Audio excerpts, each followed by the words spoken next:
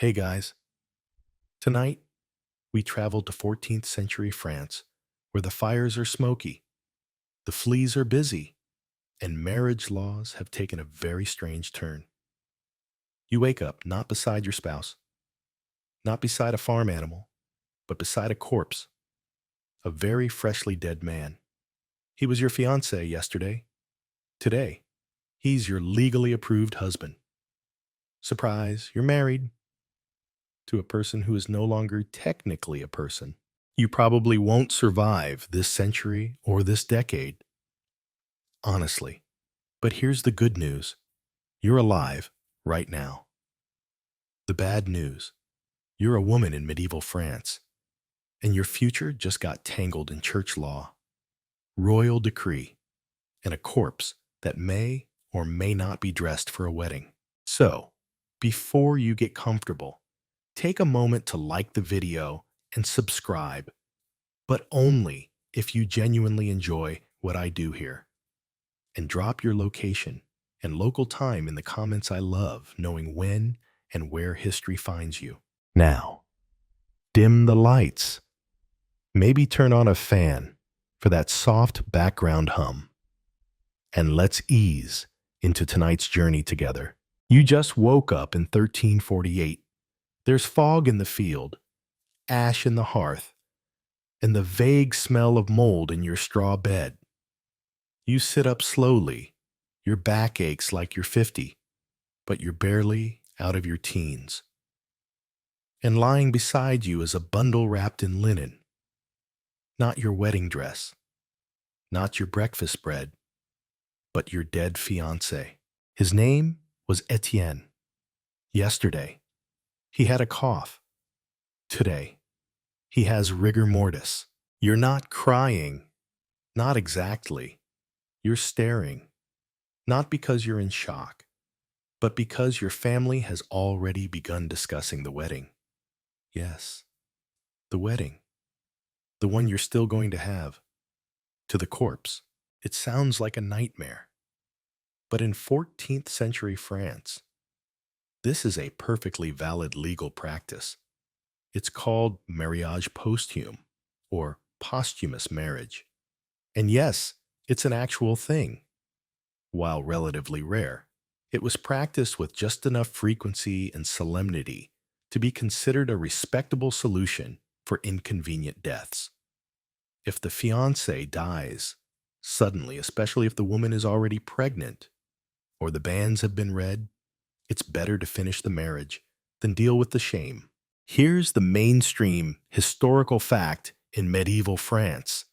Social order and inheritance law were often more important than living participants. The Catholic Church didn't exactly endorse necromantic matrimony, but it didn't prohibit it either, not if it protected a woman's virtue, the legitimacy of her children, or the stability of family estates. The French crown itself would later codify the practice more formally in the 20th century, but its roots were planted much earlier. Here in the humid, plague-prone mud of the 1300s, one famous fringe tale. A woman named Marguerite married her betrothed after he died in a duel because their child would otherwise be declared illegitimate.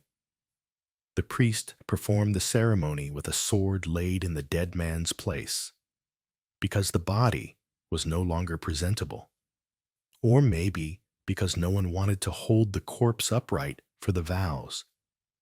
You understand. Historians still argue whether these ceremonies were acts of love, coercion, or legal desperation. Some claim the brides insisted on them out of grief. Others say families forced them out of fear. And a few scholars wonder if posthumous marriages were part legal loophole, part psychological coping mechanism, one final attempt to impose meaning on an absurd, brutal life. Either way, it's happening to you now. You're pulled from bed. Etienne is cleaned, sort of. His fingers are laced with yours. Someone places a wreath of wilting herbs around your head.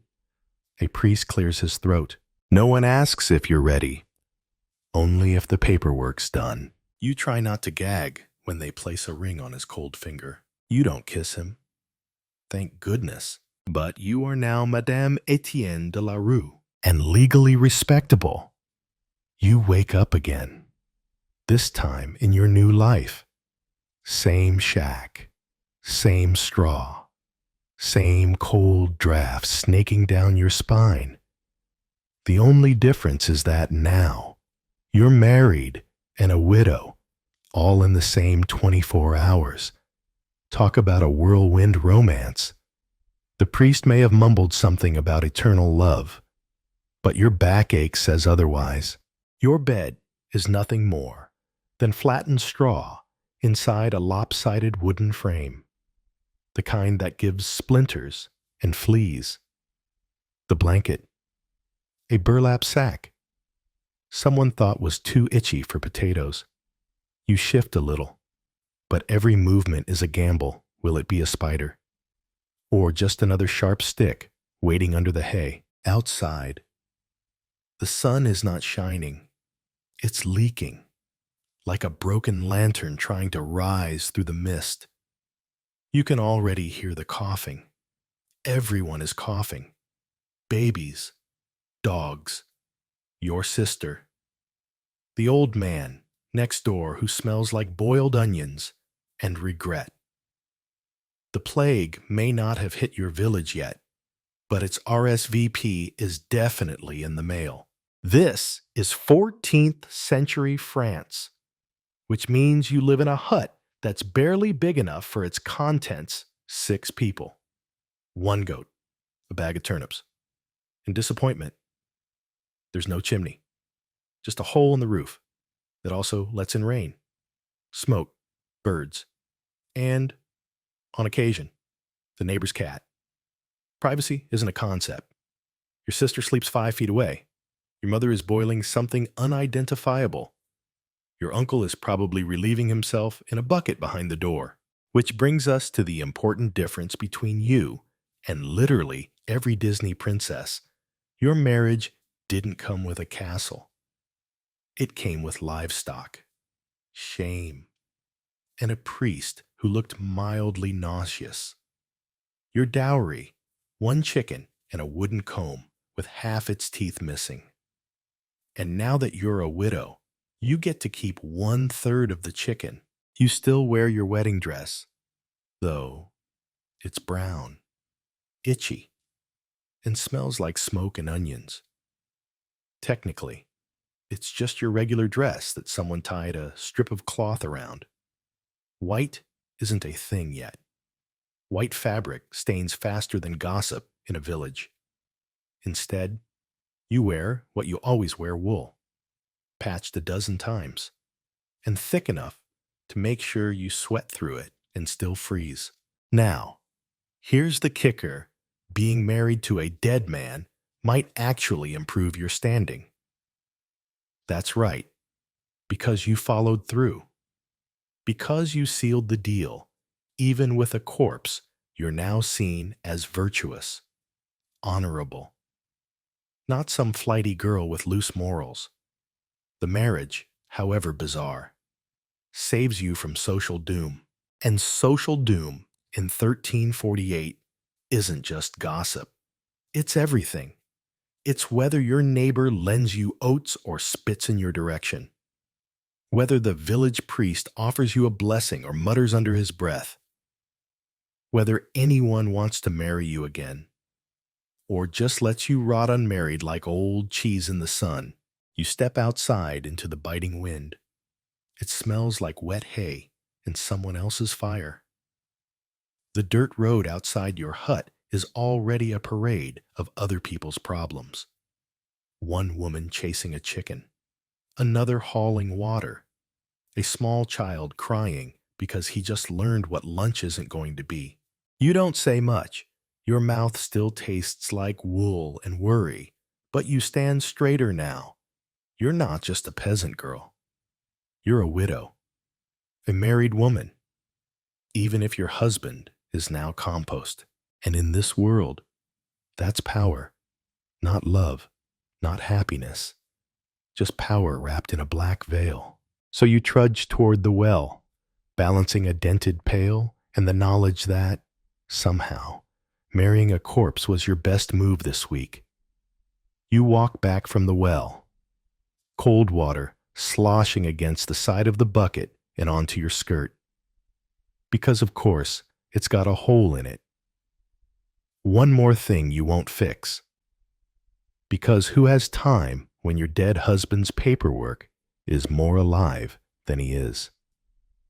Welcome to the part where the marriage to a corpse isn't even the strangest part of your day. It's the reason for the marriage that really breaks the brain. Here's the reality: Etienne didn't have to survive to become your husband. He just had to be your fiancé long enough for the village to notice, the church to nod, and the paperwork to be almost finished.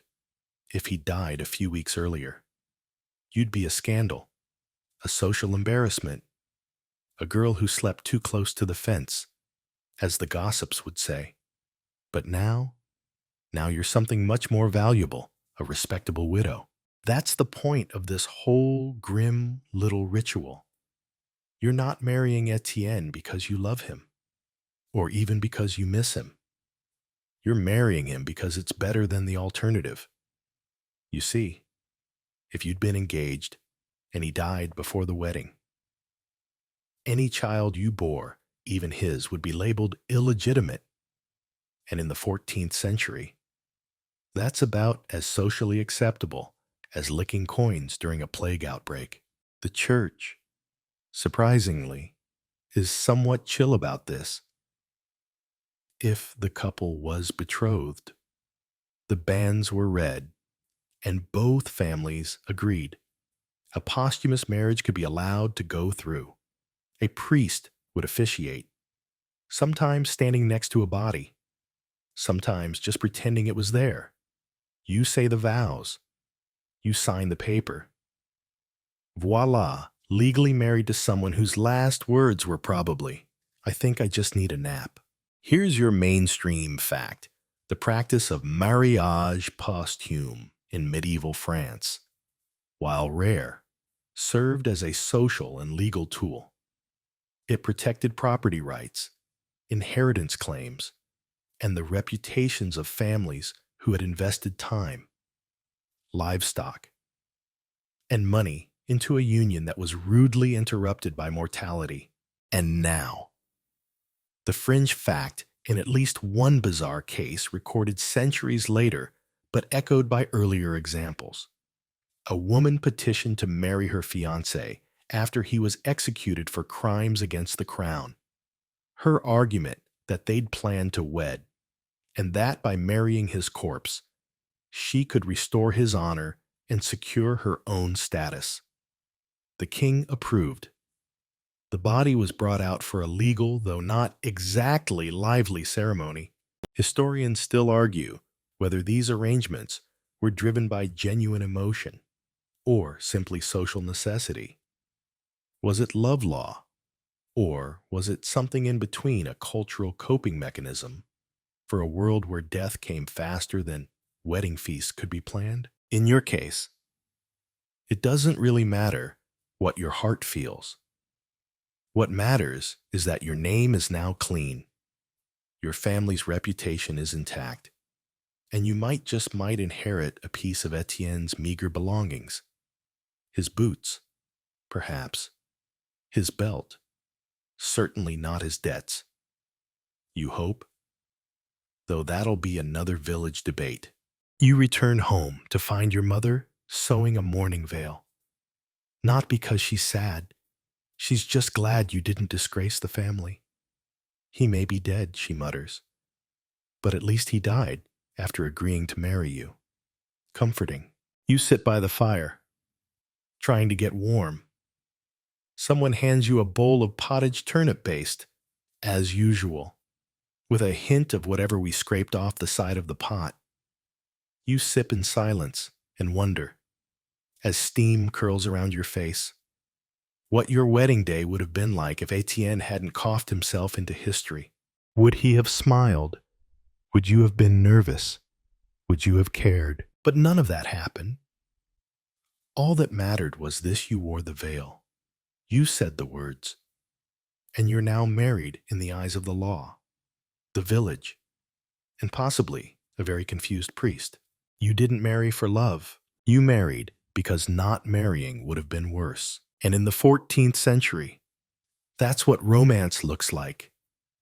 You thought the hard part was over. You said the vows. You wore the veil. You stood beside a dead man and smiled like you weren't internally screaming. But now comes the part no one warns you about: the paperwork. Because in 14th century France, even your grief gets notarized. The village scribe has a hunchback, a bad attitude, and a quill that drips more ink than words. He sits behind a lopsided table near the church and smells like boiled cabbage and moldy parchment. And now he's shoving a thick page at you, because being legally married to a corpse doesn't just happen. It has to be approved. Here's how it works first. Someone, usually your family, petitions the local authorities for what's essentially a retroactive marriage license. You explain that the wedding would have happened, the vows were intended, and the only problem is that the groom is no longer breathing. Seems minor, just a formality. The bishop's office might send someone to verify that the couple had plans. Witnesses will be called, and sometimes the king himself gets involved. Nothing says romance like a royal seal and a witness list made up of livestock owners. Your mainstream fact: posthumous marriages had to pass through layers of local and sometimes royal bureaucracy. The ceremony might be blessed by the church, but the legalities had to be airtight because property, inheritance, and legitimacy were at stake. And in a century where most people couldn't read, the people who could read were the ones who got to decide whether you were legally respectable or morally ruined. And that brings us to the fringe tidbit in one account. A French bishop presided over a wedding in which the dead groom's body was dressed in full ceremonial clothing, propped upright in a chair, and seated at the altar. The bride said her vows. Someone tied a ribbon between their wrists, and a ring was carefully forced onto the deceased's hand. The bishop blessed the union and promptly went home to wash his hands, possibly with holy water. Now, historians still argue whether such elaborate corpse-inclusive weddings were symbolic, or if they were local flourishes added for drama or dignity. In some cases, the body was omitted entirely, and the ceremony was performed with a sword, cloak, or empty chair representing the deceased. But some records suggest at least a few weddings involved. Full attendance.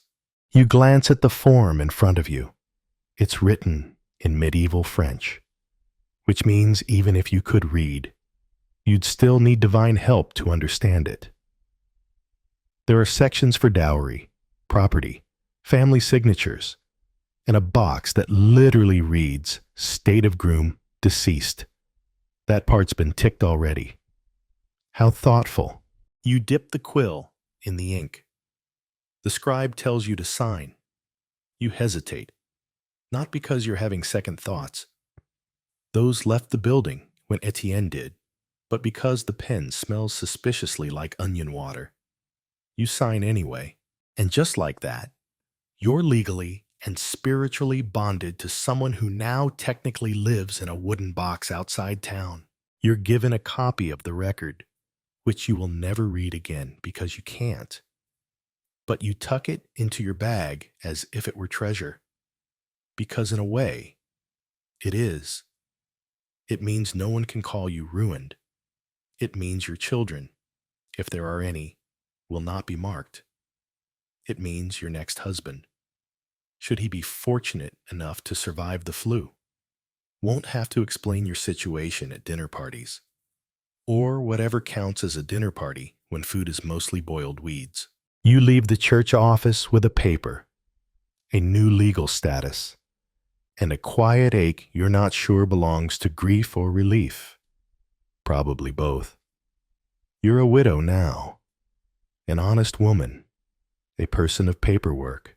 It doesn't matter that your husband was cold before the wedding even started. He's yours. And now, the law agrees. It's been a few days, or a week.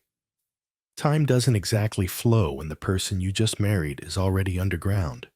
Still, the village has moved on, and now so must you.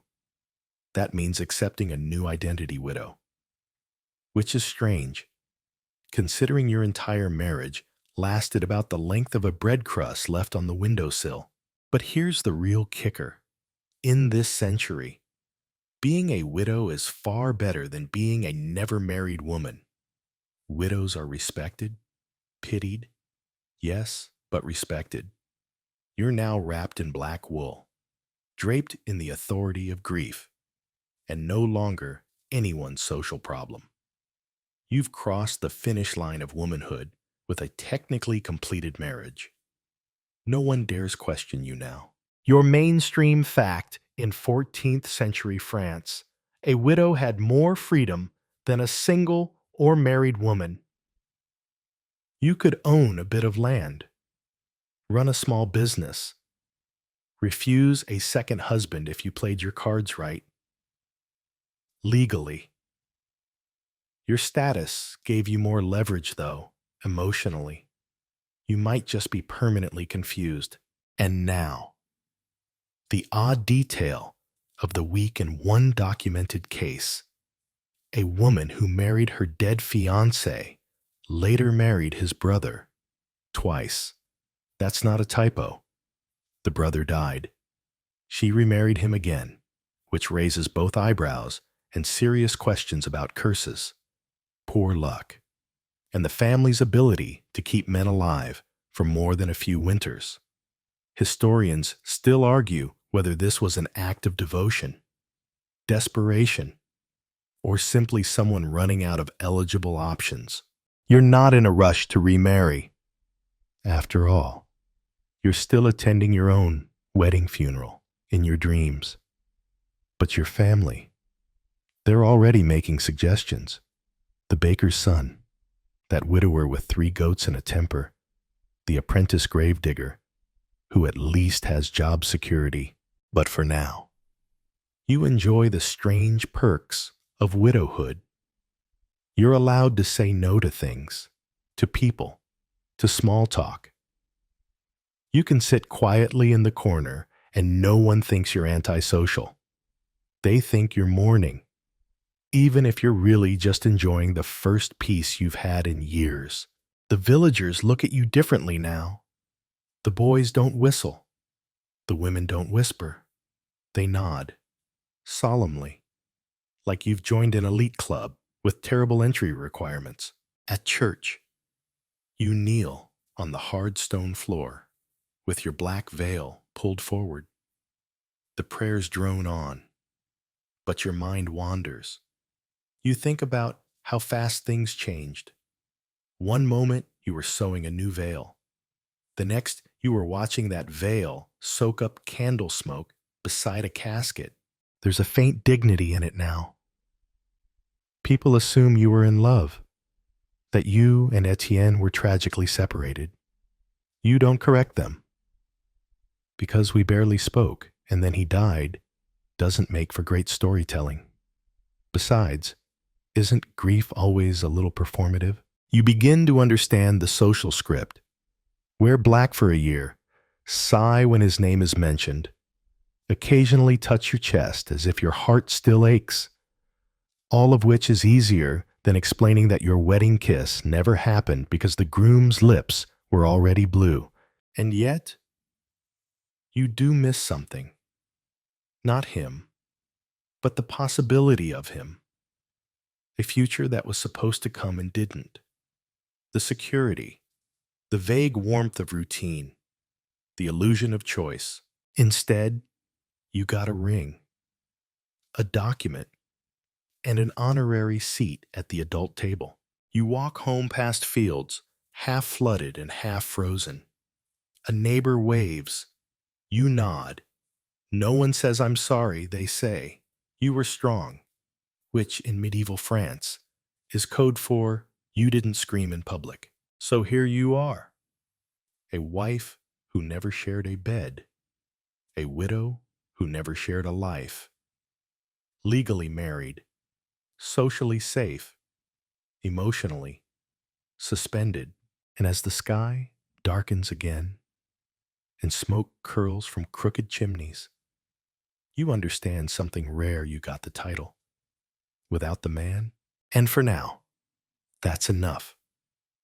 The bells ring again, not for you this time, but for another wedding. A real one, if we're using that term generously. The groom is alive. Barely. He's missing most of his teeth and smells like he bathes once per moon cycle. But his pulse is confirmed. You stand in the back of the church, your widow's veil hiding your expression. You are what people call experienced, even though your marriage could fit on a teaspoon. Here's where things get especially ironic. Love is not required. It never was. Not for you. And not for the bride currently trembling at the altar as her father hands her over like livestock with emotions. In 14th century France, marriage is about survival, about alliances, about what you bring, what you carry, what your womb can produce. A beating heart is optional. Consent even more so. Or, your mainstream fact marriages were typically arranged by families, with the woman's opinion considered about as important as the opinion of the family goat. It was normal, expected for girls to be married as early as 12, especially if the dowry was sorted. And if your intended happened to die before the ceremony, no problem. Just marry him anyway. That way, your purity isn't questioned. Your dowry isn't wasted. And everyone still gets to pretend things went according to plan. The fringe tidbit. In some cases, the entire community helped organize a posthumous marriage, especially if it involved land, alliances, or scandal prevention. There's one tale, half record, half gossip of a village in Normandy that staged a full wedding to a deceased blacksmith because he'd impregnated a local girl before dying of a cart accident. The ceremony included bells, bread, and a small wake. The ring was tied to the girl's finger with twine. The guests cried, mostly from the smoke. Historians still argue whether these posthumous marriages were acts of agency or desperation. Did women agree to them to preserve their dignity, or because the alternatives shunning? Poverty, ostracism were worse. Was it empowerment through ritual, or entrapment in legal costume? You're not sure. Maybe both. You leave the wedding and walk slowly through the village. Children dart between carts. A butcher curses at a dog. Someone's soup has caught fire. Again, you take it all in with a widow's calm, that soft immunity that lets you observe without participating. But people still look at you. Men, too. They see the veil, the past tense husband, the implication that you are available again, respectable, broken in, but not broken. One man, Etienne's cousin, has already made a quiet comment about starting again. You smiled, politely, and then walked away before your expression turned impolite. At home, your mother is darning socks. She glances up and says, "You'll have another chance. You're still young." You nod. Though the word chance feels poorly chosen, chance would imply that you ever had a say. You sit near the fire. Your veil hangs on a hook, heavy with dust. You pull out the marriage document, creased, smudged, barely legible, and read your name next to Etienne's. He didn't sign. Of course, the priest did that for him. In death, the groom is silent. In life, the bride is too. The truth is, no one really wants your opinion, just your agreement. And when you gave it, when you said yes, beside a dead man, you followed the script. You kept your place. Still, something stirs inside you. Not rebellion. Exactly. Not yet. But the awareness that the next time they ask for your consent, they might not get the same answer. You may not have chosen Etienne. You may not choose the next man either. But you've learned something powerful. Silence is what they expect, which means your voice, when you find it, will be loud enough to crack the bell tower. The sun never really rises here. It just changes the color of the fog. And today, as you step out with your bucket and your breath clouds the air, the ground crunches beneath your feet, not from frost, but from another round of dried parchment fluttering through the village square. Someone has died. Someone is suing someone else. Someone forgot to pay a tax on wheat. Again. But today, the notice is for you. Because death, it turns out, is not the end of legal obligations. You glance at the official wax seal with something between confusion and dread, apparently. Etienne owed a portion of land taxes, or borrowed grain from a neighbor, or had a cousin who now claims half your dowry because his cow once chewed the corner of your wedding veil. It's vague, it's absurd, and it's all legally binding. Your mainstream fact. In medieval France, marriage, even posthumous marriage, brought with it a web of legal consequences. Debts could pass to spouses. Land ownership shifted. Children's legitimacy determined inheritance. And the church. Oh, it loved a juicy debate over who was entitled to what, especially if you, the widow, were just barely literate and too polite to scream during confession. The fringe gem today, in at least one historical case, a woman married her dead betrothed, gave birth a few months later, and then had to petition the court to have the child declared legitimate. The judge agreed after a minor theological debate on when a soul enters the body, and whether a widowed virgin counts as technically deflowered. Historians still argue whether this ruling was a merciful exception or a clever clerical miracle. You tuck the notice into your apron and head to the scribe.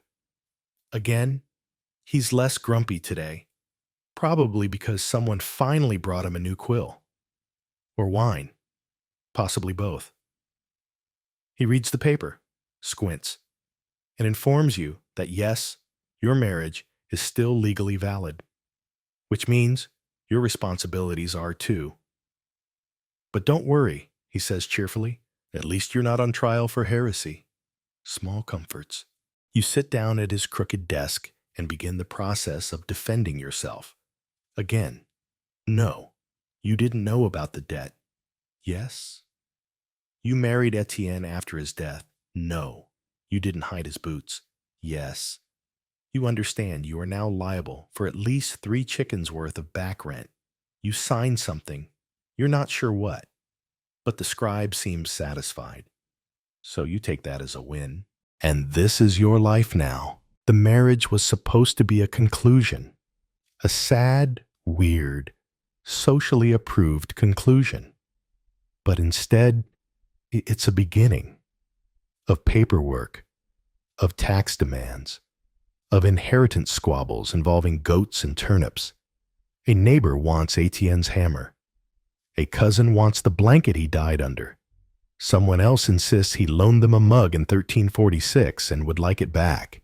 Please. It's exhausting.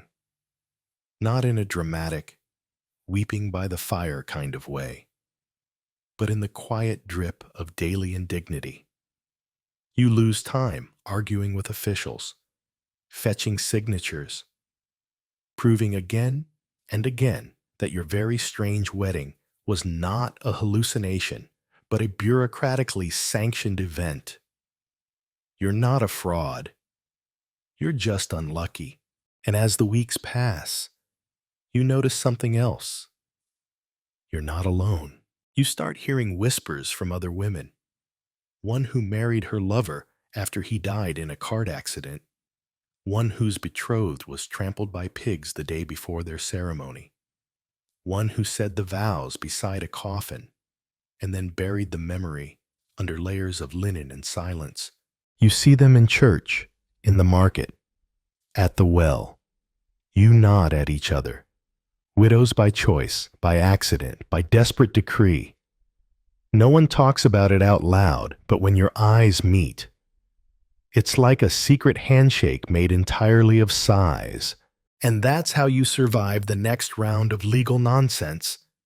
Not through rage or rebellion, but through quiet endurance, sharpened like a blade hidden in your bodice. You are not just a widow. You are a witness, a walking loophole with a bucket and a growing list of unpaid grain tabs. You married death, but life, apparently, still wants your signature. You would think the absurdity ends there. You've said the vows, filled out the paperwork, dodged debt collectors, and perfected the half smile of someone who's both socially protected and legally entangled. But now comes the part no one warns you about the ceremony's long shadow. Because in some corners of the kingdom, posthumous marriage isn't just a legal affair. It's a public one, with garlands, guests, and a groom who can't blink. The bells toll again, not for a funeral, not for a wedding, but for both. You attend the event because your cousin is involved. Her betrothed was struck by lightning while climbing onto a roof to impress her. Not the best meet-cute ending. And now, a week later, the village has decided they should still marry. He's been embalmed, sort of, mostly just wrapped in linen, with herbs stuffed into unpleasant places. His nose is caved slightly, but otherwise presentable. You sit in the back pew and watch. The priest clears his throat so many times. You think he's stalling. The bride walks down the aisle in borrowed black. The coffin sits upright by the altar, propped like a nobleman watching from the best seat in the house. A sword has been laid across it, symbolic, sharp, and deeply awkward. Here's your mainstream fact in some posthumous weddings, especially those with noble or legal significance. The ceremony took place as if the groom were still alive. A priest would recite the vows, sometimes directly to the body, and the bride would respond accordingly. Witnesses stood by. In rare cases, rings were exchanged. A ribbon might be tied between hand and coffin. And yes, people cried, sometimes from sadness, sometimes from the smell. The fringe fact: there are scattered accounts of ceremonies involving not just the body, but full ritual elements, funeral chants blending into nuptial prayers, a wedding feast held next to the grave, even a final kiss placed on the forehead of the deceased. One witness described it as a wedding of flesh to shadow. Another called it an act of mercy or madness. Historians still argue whether these hybrid ceremonies served more to honor the dead or to protect the living from shame and social chaos. Your cousin doesn't cry. She stares straight ahead, lips pressed into a line that says she's somewhere between resignation and resolve. The priest mumbles through the Latin when the vows are done. He places a thin circlet of silver on her finger and gently touches the edge of the coffin. There's a moment of silence so complete. You hear the wind slip through the broken church window. Then, just like that, it's over. The guests file outside, unsure whether to cheer or cross themselves. Someone awkwardly throws herbs in the air. A goat eats half a wreath. Your cousin walks home with the ribbon still tied to her wrist. You follow at a distance. Later, over watery soup, she says, "Well, at least now I won't be questioned." Because that's what this was all about. Not romance, not grief, just a very public guarantee of her moral safety. She did the right thing. She stood by her betrothed, even when rigor mortis did too. And as the candles gutter out and you sit quietly in your corner, you realize you're not just witnessing these ceremonies, you're part of a growing tradition. A society that pretends death doesn't interrupt destiny, that clings to the ceremony like a shield. You pull your own wedding ribbon from the drawer. It's frayed, faded, still faintly smells of rose water and dust. You tuck it away again, carefully, because while your husband rests in the churchyard, your reputation still walks the village paths. And in the 14th century, that's the real afterlife. The months pass like melting wax, slow, silent, and inevitable. You go about your life with your hands full and your eyes half open. Sometimes you forget you're married. Sometimes you forget he's dead. And sometimes you forget there was ever a difference.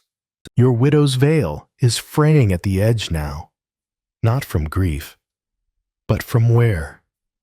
It brushes your shoulders as you stir the pot, feed the chickens, or fetch water from the same well where everyone shares gossip and parasites in equal measure. Etienne is gone, but your marriage, it's still there, like a stubborn stain on the church floor, quiet, dried, and impossible to scrub out. Your mainstream fact, even after the ceremony is over and the paperwork is sealed. Your status as a posthumously married woman follows you for life.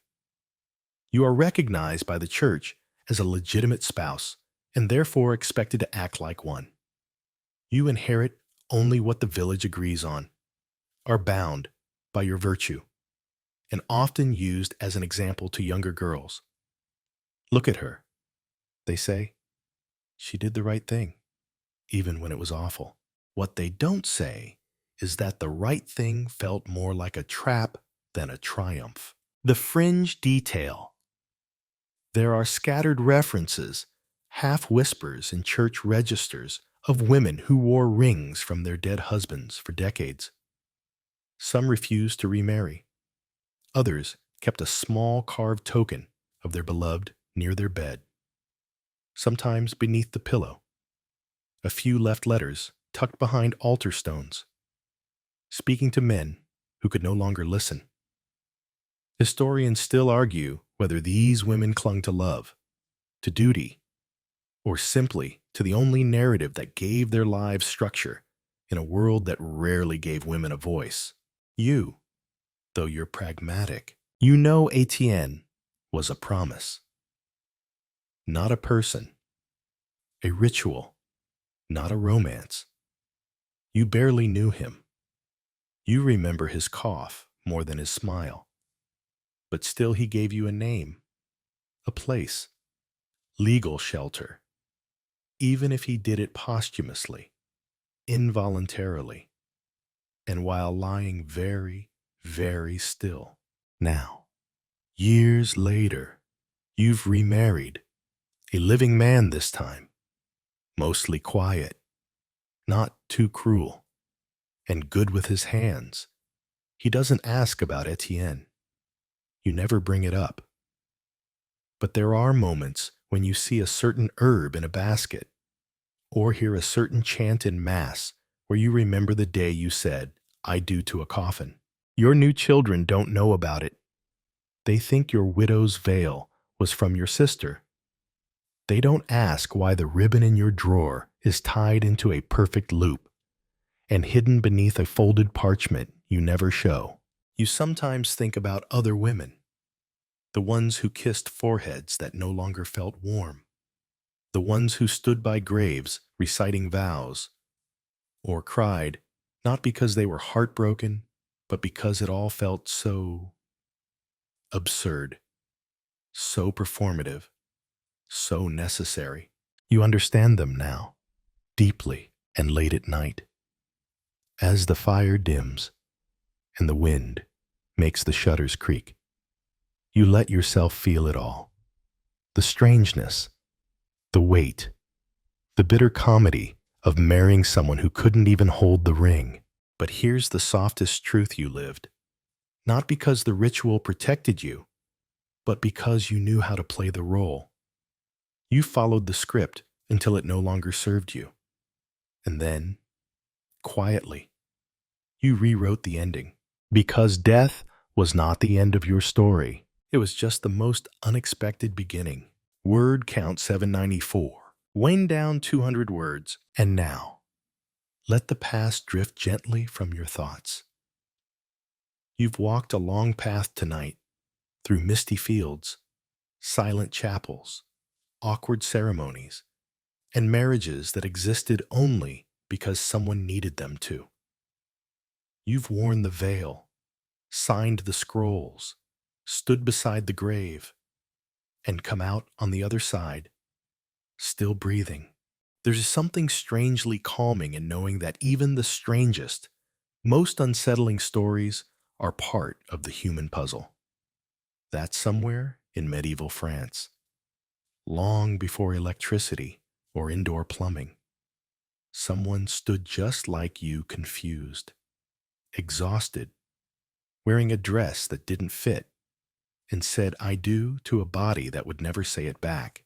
And yet, life went on. Meals were cooked. Children were born. Seasons changed. The absurd gave way to the everyday. And dignity somehow. It bloomed like a flower in the mud. So now, let your body soften. Let your thoughts dissolve like candlelight. You don't have to marry anyone. You don't have to wear black. You're not in 1348 anymore. You're just here, safe, warm, still, and tomorrow will be your own. It's not. You're just trying not to fall, and falling is entirely possible. Your shoes are exquisite, handmade, covered in brocade with a pointed toe. But it's the heel that's the real statement. Not solid wood, like sensible boots. Not even stacked leather. No. These heels are made from thin, coiled wires arched and soldered to make you taller, more graceful, and about 3 seconds from disaster. One false move, and you're an expensive heap of fabric and bruises. You take another careful step, arms tucked just so, posture upright, smile fixed. Behind you, someone whispers about your gown. In front of you, a young gentleman turns to look. That's the goal, of course, attention. But you wonder if they're admiring the embroidery or waiting for the inevitable ankle roll.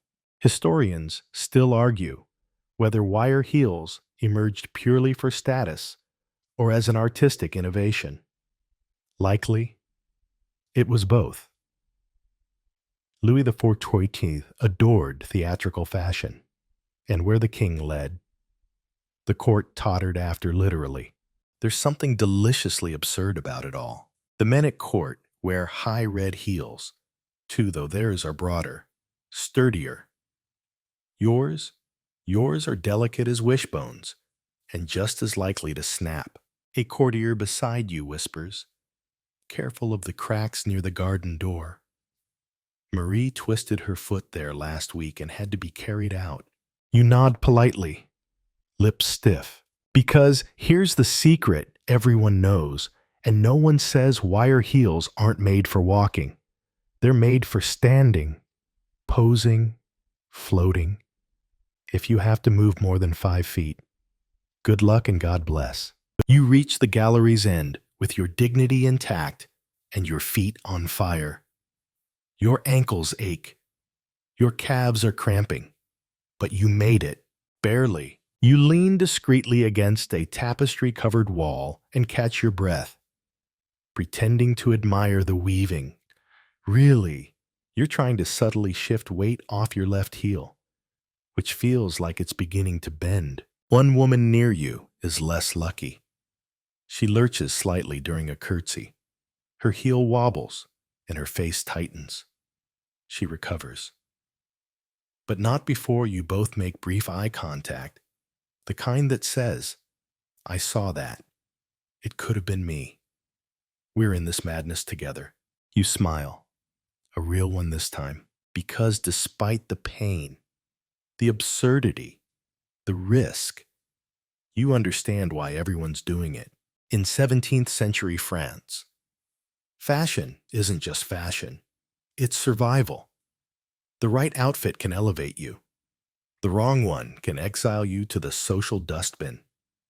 And wire heels, ridiculous as they are, scream elegance, expense, and access. Besides, you think. Glancing down at your feet with equal parts pride and dread, they really do look fantastic. Even if you're one good wobble away from becoming a historical footnote, you sit carefully. Because sitting in wire heels isn't just about getting off your feet, it's a negotiation with gravity. You angle your legs to one side, tuck your ankles behind a pleat of your dress, and pray the tiny soldered joints in your heels don't splay like cooked spaghetti the moment the pressure eases. There, safe, sort of, across the salon, a woman crosses the room in perfect rhythm, her heels tapping a confident beat. You want to applaud, but you also know she's probably practiced walking in those shoes more than she's practiced her curtsy. And even then, under that composed expression, you can almost hear her inner monologue, begging the floor not to betray her. The truth is, wire heels weren't born out of practicality. They were born from spectacle. By the mid-1600s, French nobility had a clear priority list appearance, and appearance. A fashionable courtier was expected to float, not walk, to glide from room to room like silk in a breeze. And these heels, with their delicate wires and sculptural curves, delivered exactly that illusion. Until they didn't. You glance down. Yours are shaped like little bird cages under each heel. Spun metal, probably silver-coated iron. Though it's hard to tell once they've been polished to a mirror shine. One of the wires has a slight bend, nothing catastrophic, but enough to make your left ankle feel like it's dancing independently. Historians still argue whether these heels were custom designed for court rituals or mass-produced for trend-hungry nobles. Some say they originated with theatrical costumers who wanted to exaggerate posture. Others claim a particularly bold cobbler simply ran out of wood and got creative with scrap wire and solder. Whatever the origin, they caught on. Quickly, especially with the ladies who had servants to carry them from room to room, who needed stability when you had someone to steady your elbow every 3 steps. And yet, the absurdity becomes part of the appeal. The more precarious the shoe, the more it signals leisure. It says, "I don't walk far because I don't have to." It whispers, "I have the luxury of wobbling." You shift again. Your toes have gone numb. A nearby gentleman leans in, smiling, and comments, "Your shoes are quite the marvel, like something engineered by angels or masochists." You smirk. "Why not both?" He laughs, bows slightly, and moves on. You like that joke. You may use it later, but inside, you wonder how many women in this very room have ended an evening with swollen feet, twisted joints, or worse, all for the sake of elegance.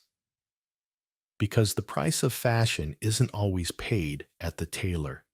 Sometimes it's tallied in bruises and limps, soaked feet and rolled eyes. You once saw a woman collapse, not faint, not swoon, just collapse because both her wire heels bent outward on the same step, like her shoes had given up mid-sentence.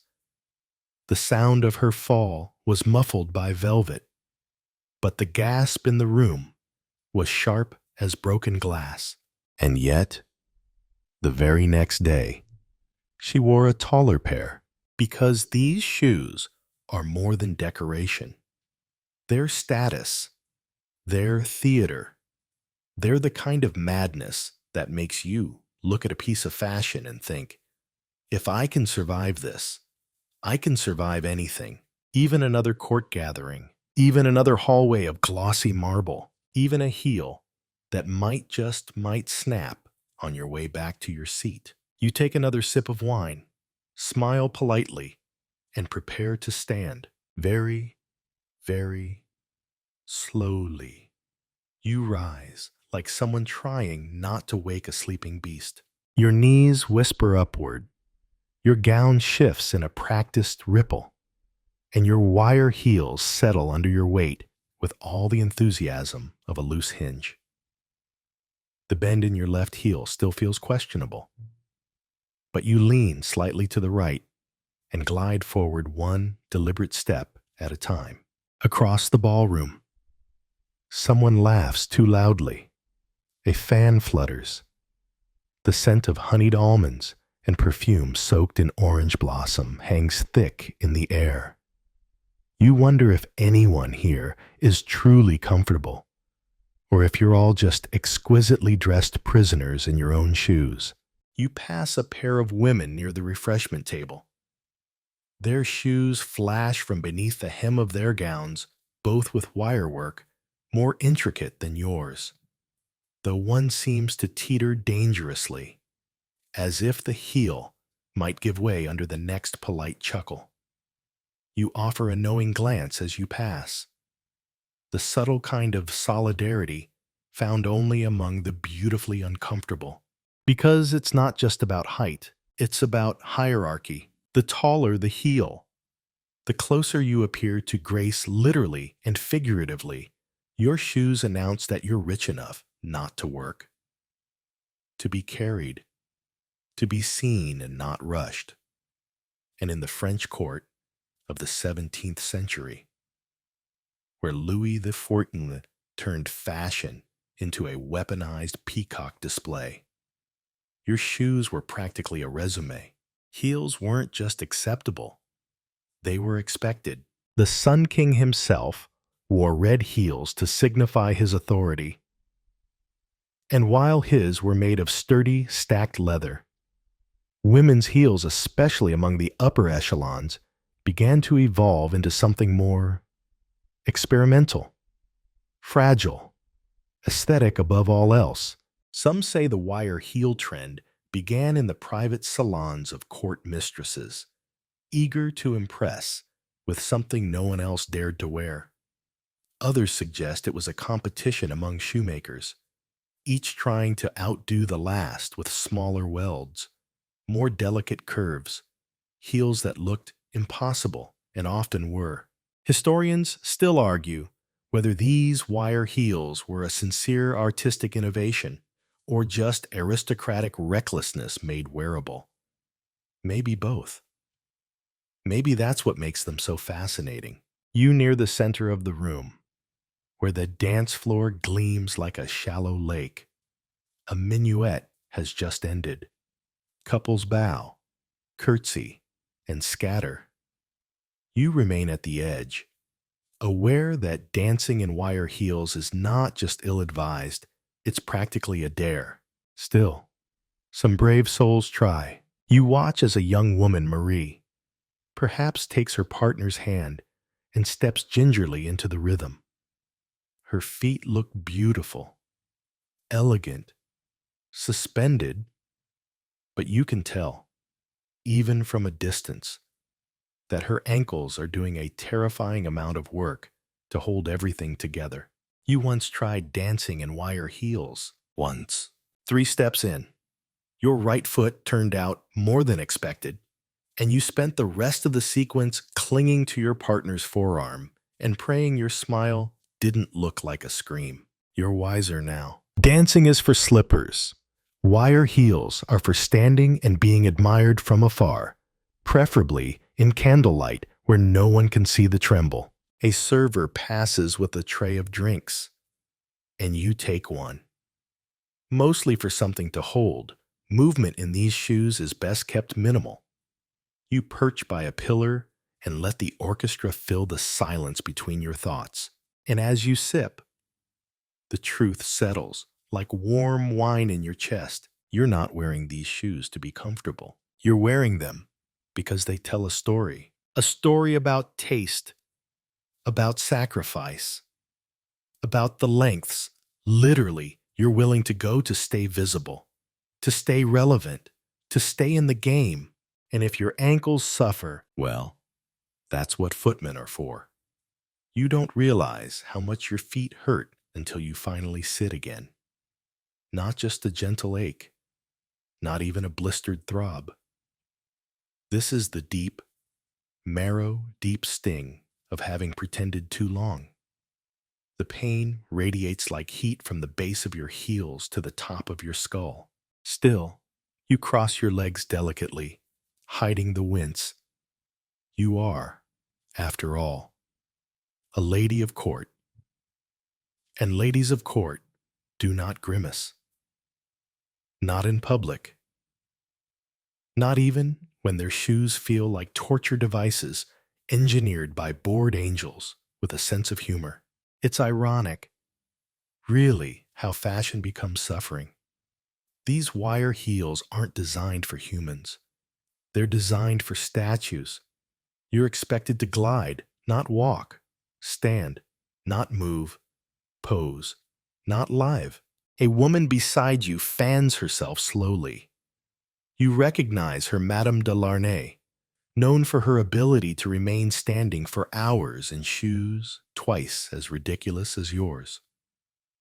You glance discreetly at her feet. Her heels are thinner than knitting needles, coiled like little iron springs. You can't help but admire the craftsmanship and the insanity. Marvelous evening, she murmurs, voice like silk dipped in fatigue. Though I do believe I've lost feeling in both feet. You chuckle softly. Only both. She smiles, eyes twinkling above her feathered fan. There's camaraderie here, forged in shared agony. Historians still debate whether women embraced this pain willingly or whether social pressure simply left no room for protest. One theory suggests that enduring discomfort in silence was its own form of power, a quiet, steely endurance wrapped in brocade. You lean back slightly and let your eyes drift upward, toward the ceiling's painted cherubs. What would they think? Those smug, winged babies, watching over a room full of adults wobbling like newborn foals in gilded footwear. And yet, beneath the absurdity, there's logic. Because in a world where men brandish swords and titles, women wield fashion. Your shoes are your weapon. Their wires are both cage and crown. They say I suffer, therefore I belong. A whisper reaches your ear. Someone in the far corner has fallen. Again, you don't look. No one does. That's the etiquette when a shoe fails. We all pretend it didn't. A maid will appear. The hem of a gown will cover the embarrassment, and the evening will glide forward as though no one hit the floor. You sip your drink and gently shift your weight. One of your heels creaks ominously. It's a small sound, but you freeze. Did anyone hear? Probably not. You consider removing your shoes beneath the table. Just for a moment. Just long enough to feel blood return to your toes. But you know better. The second someone sees you barefoot, your mystique collapses. Comfort is not fashionable. Pain, apparently, is. That's the paradox of it all. In 17th century France, luxury is measured not just in jewels or lace, but in how gracefully one endures what is clearly and completely unbearable. You once heard a nobleman joke that women's heels were designed not by cobblers, but by blacksmiths with a grudge. He wasn't far off. Some shoemakers did consult metalworkers, especially when crafting spiraled or filigree supports that had to bear weight without snapping. Artistry balanced on physics, and barely balanced. At that, you wiggle your toes, subtly, invisibly, and count down the minutes until the carriages arrive. It's not that you want to leave, it's just that you want to be horizontal, somewhere soft, somewhere without spectators. But for now, you sit, upright, painless in appearance only, and you smile as if you're floating, even though your feet are screaming the truth.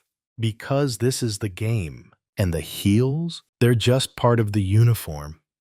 You never meant to get this close to a fireplace, but now your silk hem is practically brushing the hearth tiles, and your right foot, balanced precariously on its wire heel, is edging toward a very undignified incident. You freeze, smile fixed, one toe flexed, across the room. Someone says something amusing, and laughter blooms like a bouquet of scandal. You're too distracted by your internal panic to join in. Because here's the thing, they don't tell you about wire heels. They don't just wobble, they warp. And when you combine that with an open flame, a satin skirt, and a corset tight enough to reduce your lung capacity to that of a sparrow, things can escalate quickly. You lean back an imperceptible inch, just enough to feel the heel bend, yes. Bend ever so slightly beneath you. It sings out a quiet metallic creak, like a warning note in a sonata. You've heard the stories. A woman's shoe gave way near a candelabra. Her skirt caught fire. The blaze was small, but enough to send 2 powdered wigs flying in panic. The court never addressed it publicly, of course. But the rumors, they burned hotter than any fabric. Historians still argue whether wire heels were ever meant to be practical. Some say they were designed specifically for display rooms, parlors, salons, courts, where walking was optional and standing was strategic. Others believe they were made by artisans so consumed with aesthetic that no one thought to ask. But what happens when she moves? You take a breath shallow, but steady, and shift just enough to ease the pressure. The heel holds, barely. Someone nearby offers you a fan. You accept it with a smile, though what you really want is a stool and an ice bath, or perhaps a new pair of shoes with wood or logic. Still, you can't help admiring them, even now. These ridiculous shoes, fragile as dragonfly wings, look perfect.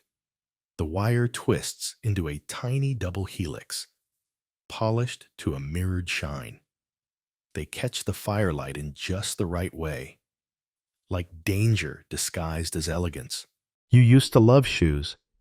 You still do, in theory. But the wire heel, it's made you rethink what beauty costs. A server nearly trips beside you. His tray tips. A small splash of wine kisses the edge of your gown. Not enough to stain, just enough to remind you that the entire evening is one long balance act, and you're tap dancing on the tightrope. You imagine explaining this to someone centuries from now. Yes, we wore shoes made from wire. No, they weren't stable. Yes, we still wore them. Because status, because beauty, because expectations. You'd like to say it's all ridiculous, that you'll throw the heels in a fire, run barefoot into the countryside, marry a cobbler with sturdy morals and sturdier souls. But you won't, because despite everything, despite the pain and the fire risk and the probable future limp, you still love the way people look at you when you walk into a room in these shoes. There's awe in their eyes, a mix of admiration and fear, like you might collapse or levitate at any second. You step back, finally, from the fire, one foot, then the other. A flicker of pressure from the heel, no snap. You're safe, for now, but you've learned something tonight. Next time, you'll bring slippers, or at least a footman with very fast reflexes. The fall is quiet, not dramatic, not ballroom stopping. Just one soft slip, one heel that leans too far into a carpet's fringe, and suddenly your ankle tilts. Your hand goes out reflex and catches the edge of a chair with just enough grace to prevent a full collapse. The conversation around you barely stutters. You laugh, softly, like you meant to do it, like it's all part of the performance. No one rushes to help, because everyone in this room has been there. Everyone wearing these absurd little iron stilts knows that embarrassment, like beauty, is expected to be endured in silence. One must never let the pain show. You settle yourself, smooth your skirt, and adjust your posture. The heel is still intact, wobbly, but not broken. Your ankle, though that'll sing a sharp little tune tomorrow morning. You sip champagne gracefully, because this, too, is part of the ritual. Historians still debate whether women were trained to hide pain or if it was simply absorbed into their identity like perfume into silk. Either way, the effect is the same. You don't cry out. You don't sit down. You don't even limp. You walk slowly, carefully, like a woman who floats rather than bleeds. You remember the first time you wore wire heels, how you practiced in the mirror, took tiny steps across your dressing chamber, like a fawn learning to walk. You remember the quiet thrill of seeing your reflection taller, more refined, teetering, but triumphant. And you remember your maid watching you with a barely concealed wince, holding a tray of hairpins and thinking, they're going to kill her ankles. She wasn't wrong. Tonight's little wobble is just one of many. You've seen worse. A young lady once crumpled during a minuet. Her heel collapsed under her like a folding chair.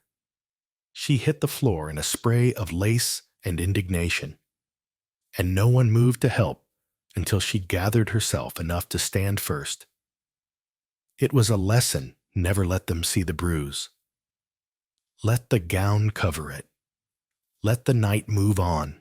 There is an art to this kind of suffering, an etiquette, an unspoken rule book written in twisted ankles and hidden grimaces. You move to the edge of the room, away from the slick marble and toward the safety of thick rugs and stronger footing.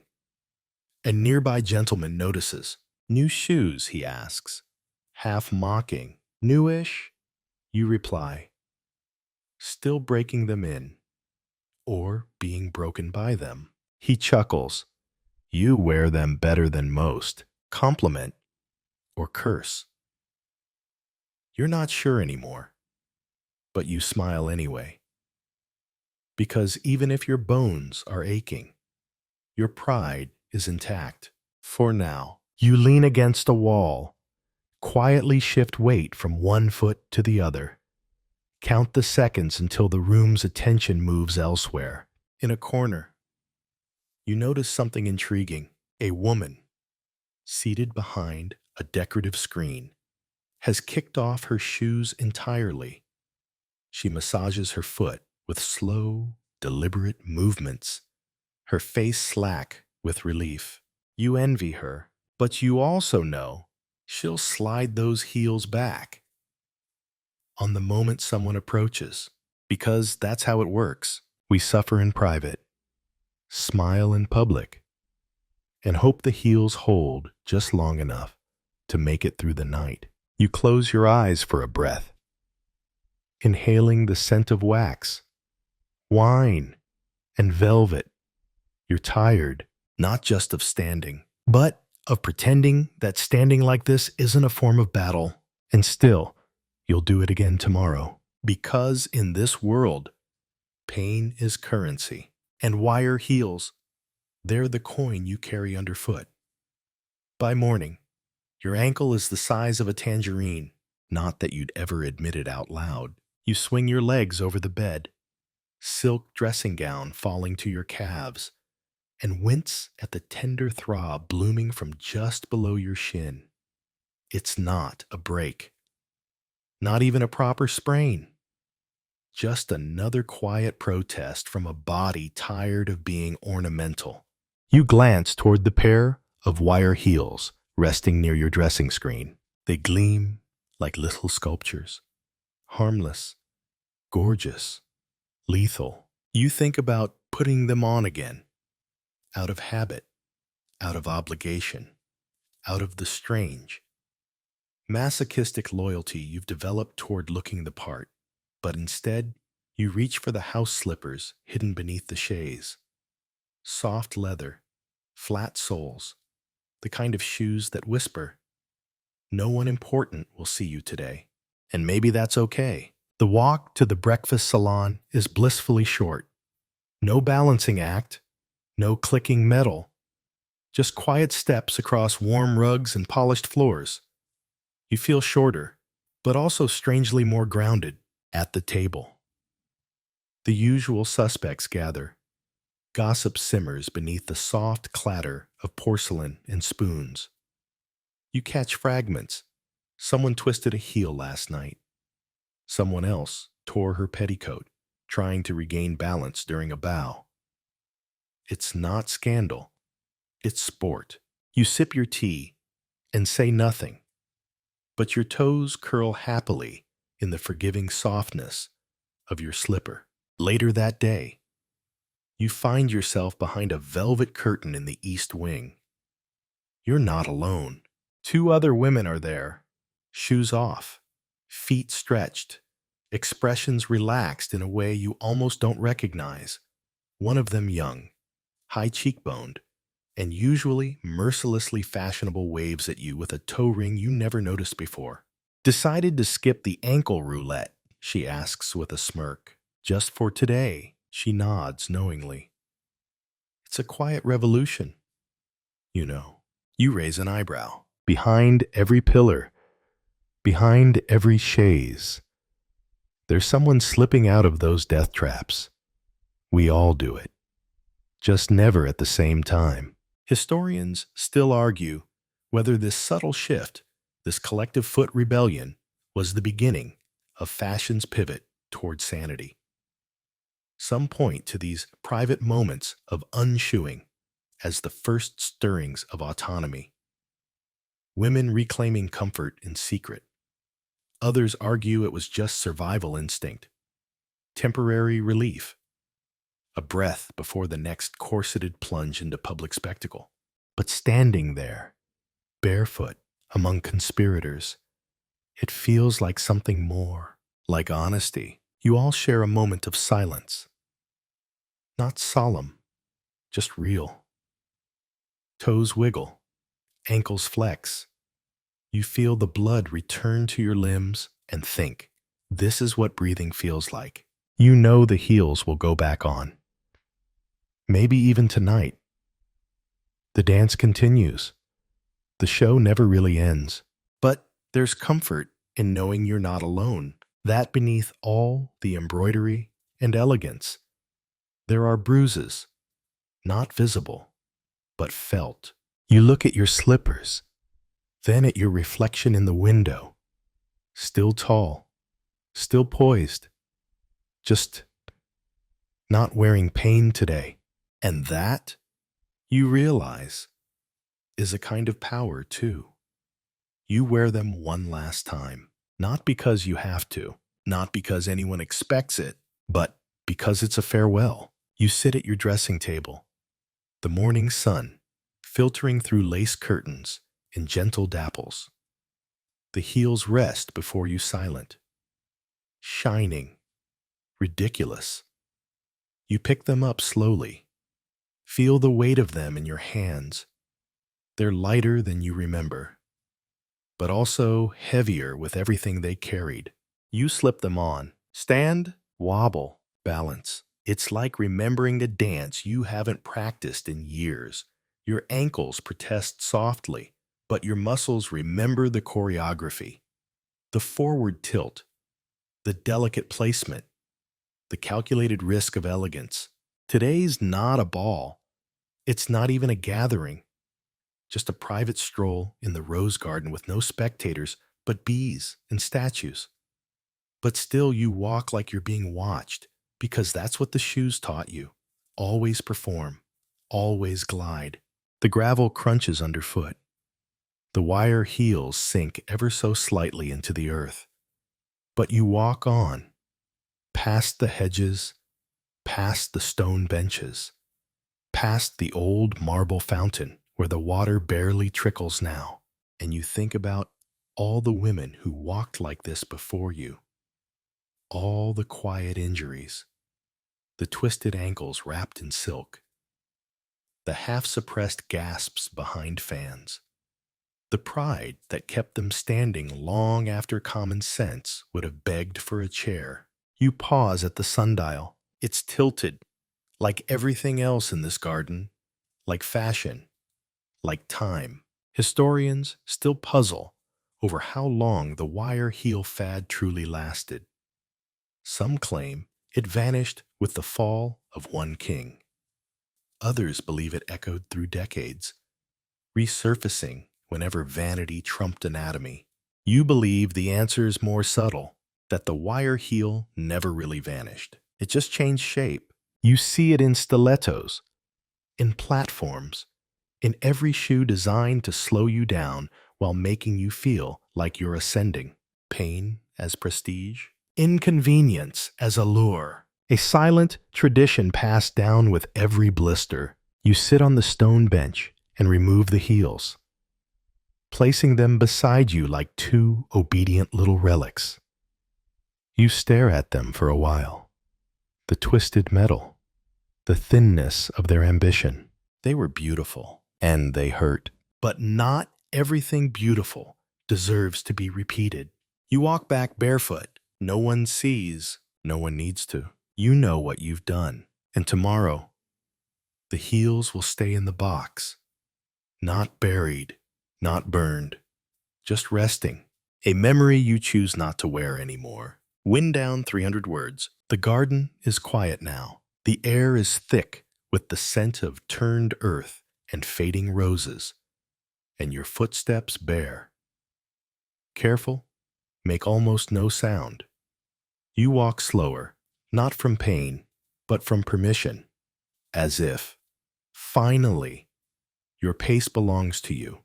The shoes sit back in your room, tucked into their velvet-lined box. They gleamed when you closed the lid, like they were winking goodbye, or maybe good riddance. And maybe you'll open that box again one day, not to wear them, just to remember, to run your fingers along the wire and recall the woman who once believed every step had to hurt to be seen. But not tonight. Tonight, you ease into the armchair by the window, a soft shawl over your shoulders, the dusk slipping in with a hush. You lift your feet bare, unburdened, and smile at the faint ghost of pressure that still lingers along your arches. It's a shadow of a lesson. Sometimes, the most dangerous things are the ones that look the most graceful. And sometimes, walking away from them is the most graceful thing of all. So close your eyes. Let the pain slip off like old shoes. Let the silence fold around you, cool and kind, and rest. You've earned it. Hey guys, tonight we shimmy into something dangerously fashionable: tight collars, stiff sleeves, and the very real possibility that what you're wearing might just strangle you before supper. Sounds dramatic. Well, we haven't even tightened the cravat yet. You're standing in front of a gilded mirror. Morning light spills across the floor in buttery streaks. A valet hovers behind you, carefully buttoning your shirt closed to the throat. Another assistant is wrangling with the collar, 4 layers of starched linen, stiff as a biscuit and nearly as breathable. You swallow, or try to. So, before you get comfortable, take a moment to like the video and subscribe, but only if you genuinely enjoy what I do here. And tell me in the comments where you're watching from and what time it is there. I always love seeing that. Now, dim the lights. Maybe turn on a fan for that soft background hum. And let's ease into tonight's journey together. The collar clicks into place like a mousetrap. Your Adam's apple retreats. Your breath becomes optional. But you look sharp. And that's what matters. Fashion in this era, think 18th to 19th century Europe, wasn't just about style. It was performance. And part of that performance involved looking perfectly composed while your body quietly begged for oxygen. High neck collars, especially for men, were a statement of discipline. Tight, symmetrical, towering upwards like a neck brace sent from Paris. Historians still argue whether this fashion was about elegance or control. Some believe it reflected a growing obsession with structure and posture. Others think it was just a particularly stylish death wish with bonus starch. You step back from the mirror, slowly, carefully, because moving too fast in these garments is, well, risky. The sleeves are tight too, cut close under the arm, binding at the shoulder. Raising your hand to scratch your nose could dislocate something, but you do it anyway. Fashion waits for no itch. Your valet frowns. He tugs the back of the jacket. You try to inhale again. The top button presses against your windpipe like it has a personal vendetta. Out in the hall, your shoes click sharply against the floor. The constriction across your chest makes you walk taller. Straighter mostly because slouching would cause your ribs to collapse. You pass a fellow gentleman. He nods, eyes admiring your polished look. His own collar is a pristine white wall wrapped so tightly around his neck, you wonder how he's even speaking. Splendid morning, he says, voice 2 octaves higher than normal. Glorious, you manage, with a wheeze that almost sounds polite. This is the strange paradox: the tighter the fit, the higher the status. Loose shirts are for the poor, the rural, the ill. Tight means tailored. Tailored means wealth. And if you faint halfway through a duel, well, At least your cravat will be wrinkle-free. You make it to breakfast. Eggs, toast, and a very dry biscuit that mocks your inability to chew without rotating your entire torso. No one eats much. Digestion requires blood flow.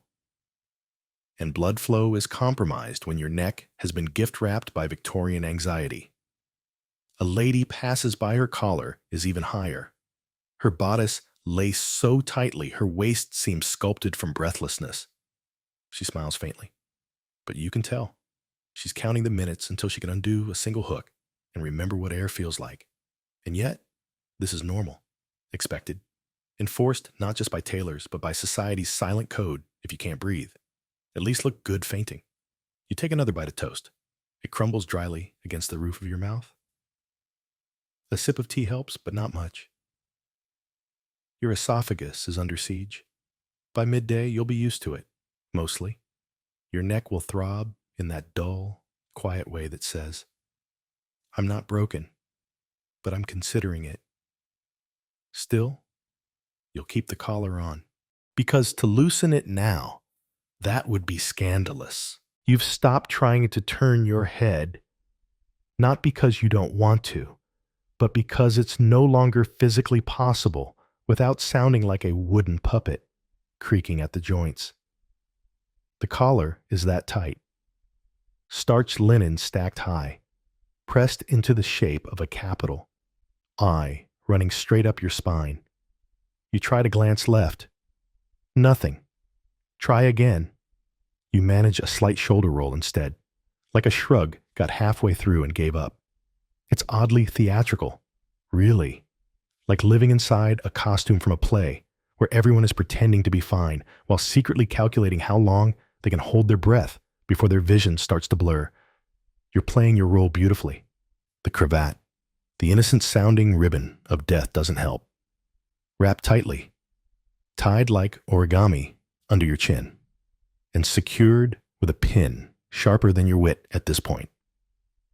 It looks dashing, daring, even, but also like something designed by someone who actively hated necks.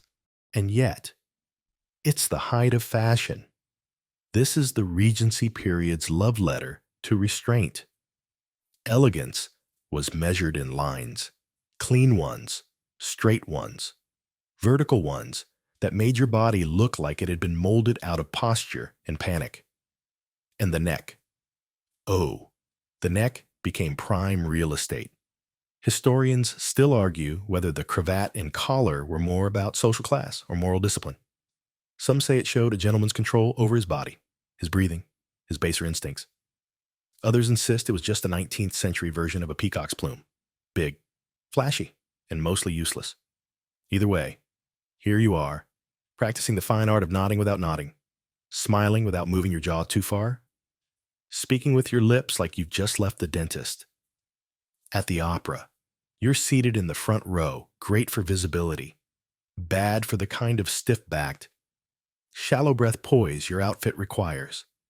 When the soprano hits her high note, you try to clap, but your sleeves are so snug. Your elbows only make it halfway up before stopping in protest. You pat your hands gently against your thighs instead. It's enough. During intermission, a gentleman in a crimson waistcoat stumbles near the corridor and grabs at his neck.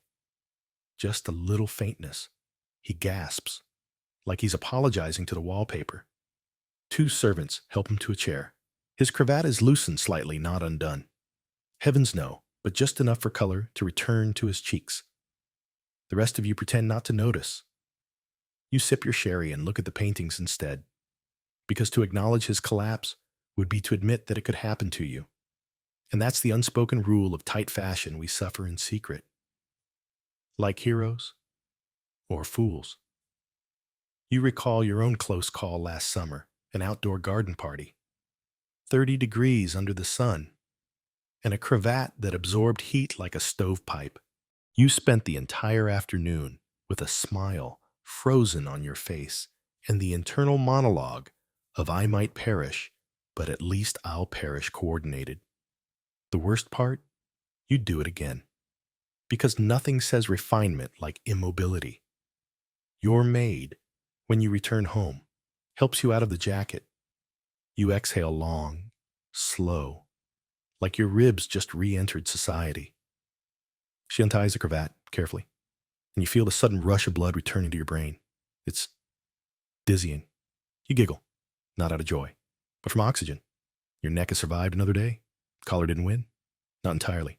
But tomorrow, you'll wake up and put it all back on. Because in this world, tightness equals status. A loose collar might as well be a loose reputation, and you're not ready to risk either. You try to reach for the teacup, and your arm refuses to cooperate. Not entirely your hand moves. Sure, but only in a narrow arc like you're doing a slow-motion sword flourish. The tight sleeves of your coat cinch just below the shoulder, yanking the seam taut and locking your upper arm like a marionette string pulled too tight. You pretend it's intentional, elegant, restrained, but your biscuit remains tragically undunked. Sleeves in this era, particularly in the late 18th and early 19th centuries, are less about covering your arms and more about compressing them into velvet sausages. Fashion dictates they be cut so tightly across the biceps and underarm that lifting anything heavier than a fan becomes an athletic pursuit. And forget about reaching above your head. The very idea is laughable. Historians still argue whether sleeve constriction was purely a visual aesthetic or served some deeper symbolic function. Some claim it was a modesty signal, subtly discouraging expressive gestures, physical labor, or mobility in general. Others argue it was just poor tailoring decisions that no one wanted to be the first to undo. But either way, here you are, sitting upright, pinned like a butterfly in formal wear. You shift in your seat, trying to relieve some of the pressure under your arms. A seam pinches back. Your ribs protest. There's a moment, just a moment, where you worry a thread might pop. It doesn't. You thank the stitch gods and freeze again. At the table, others move just as carefully. The lady next to you has sleeves so tight they leave faint red lines on her forearms. When she reaches for her handkerchief, she does it with a slow precision as of a chess move. Every gesture is deliberate, restrained, rehearsed. Even the teacups seem smaller, as if they too have adjusted to fashion's constraints. Later, during a stroll through the garden, someone tells the story of Lady Bessington fainting mid-waltz because her sleeves were so snug. They impeded her circulation. The crowd laughs, but you can't help noticing they all glance down at their own arms, subtly flexing, testing, because the story might be funny, but it's also a warning. You touch your upper arm gently through the fabric. It's warm, slightly numb, not enough to panic, but enough to remember that comfort is no longer part of the equation. The tailor you use, Monsieur Arpin, once mentioned with pride that his sleeves are cut just tight enough to remind you you're being held. A hug. He called it a velvet hug from fashion. You're pretty sure hugs aren't supposed to cause nerve compression. Your personal low point came last winter. A jacket made from thick brocade, layered with silk piping and gold trim. Beautiful, opulent, completely incapable of allowing your elbows to bend more than 30 degrees. You spent the entire evening drinking wine through a straw and nodding while your limbs hung useless at your sides like ornamental fenders. Someone commented you looked serenely composed. You were just trying not to pass out from blood flow restriction. You pass a mirror now, an elegant, gold leaf-framed thing in the hallway, and pause. Your reflection is pristine, sleeves smooth, posture impeccable, not a wrinkle in sight. You look expensive, and you wonder, quietly, what version of yourself has been sewn into this silhouette, because that person can't clap, can't reach, can barely raise their arms, but they can enter a room like they own every chandelier in it. You continue your walk, arms swinging stiffly at your sides like a wind-up doll. The wind shifts slightly. Your sleeve tightens at the elbow. You smile and pretend not to notice, because the only thing worse than being strangled by fashion is being seen adjusting it. It starts with a gasp, a quiet, sharp sound like a hiccup caught halfway out of the throat. You turn your head just slightly painfully, thanks to the collar, and you see her Lady Elowen standing by the garden arch, her gloved fingers pressing against the lace-covered hollow of her throat. She sways. One delicate heel lifts off the gravel as if to flee the moment, but she doesn't make it far. Her knees fold like card tables, and she drops in slow motion, graceful, even in collapse. A servant rushes to catch her. There's a flurry of skirts, hands, and murmurs. And no one dares loosen the collar. You watch from a distance. Not because you're indifferent, but because you know the rules. To unhook a lady's high-neck lace collar in public is to breach the sacred boundaries of fashion and modesty. It's like undressing her, even if she can't breathe. Eventually, someone dares to undo the top clasp. Just one, a tiny pop of fabric. The lace slackens. You swear you can hear her inhale. She'll be fine. They say it's not the first time this kind of thing happens. The reality her dress was killing her. You walk away, heart thumping a little harder than before, because you felt it too, that tightening, that dizzy, pulsing buzz at the edge of your vision when the fabric presses just a bit too firmly into your arteries. That line between well-fitted and oxygen-deprived is narrower than the hem on your cuffs. Historians still argue whether incidents like Lady Elowen's were exaggerated for dramatic flair or genuinely frequent. Some letters describe women fainting during services, collapsing in carriages, even dying quietly in their dressing rooms, all with suspiciously pristine collars still buttoned tight. Others suggest these stories were cautionary tales spun by those who favored looser silhouettes. But the fact remains, it happened. And you know why. You remember the last ball. The high ruffled collar you wore white silk, lined with whalebone reeds to keep it upright. It dug into the soft flesh beneath your jaw every time you turned your head. You didn't eat much, didn't laugh too hard, didn't breathe past your collarbone. But no one noticed, because the goal wasn't comfort, it was elegance. You looked stunning in the portraits. You nearly passed out in the antechamber. But oh, the compliments. Tonight, though the mood has shifted, after Lady Elowen's collapse, the women move a little more slowly. The men loosen their cuffs an extra notch.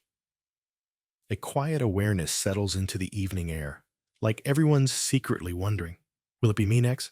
You slip away early. Back in your dressing room, you stare at your reflection. The collar is exquisite, embroidered, scalloped, structured, a masterpiece. And yet, when your fingers reach up and undo that first hook, your breath comes rushing back like a tide. Your chest rises. Your shoulders fall. The mirror version of you doesn't change, but the feeling does. You are still beautiful. You are also alive. The collar lands on the chaise in a heap of folded silence, and for the first time in hours, your neck feels like it belongs to you.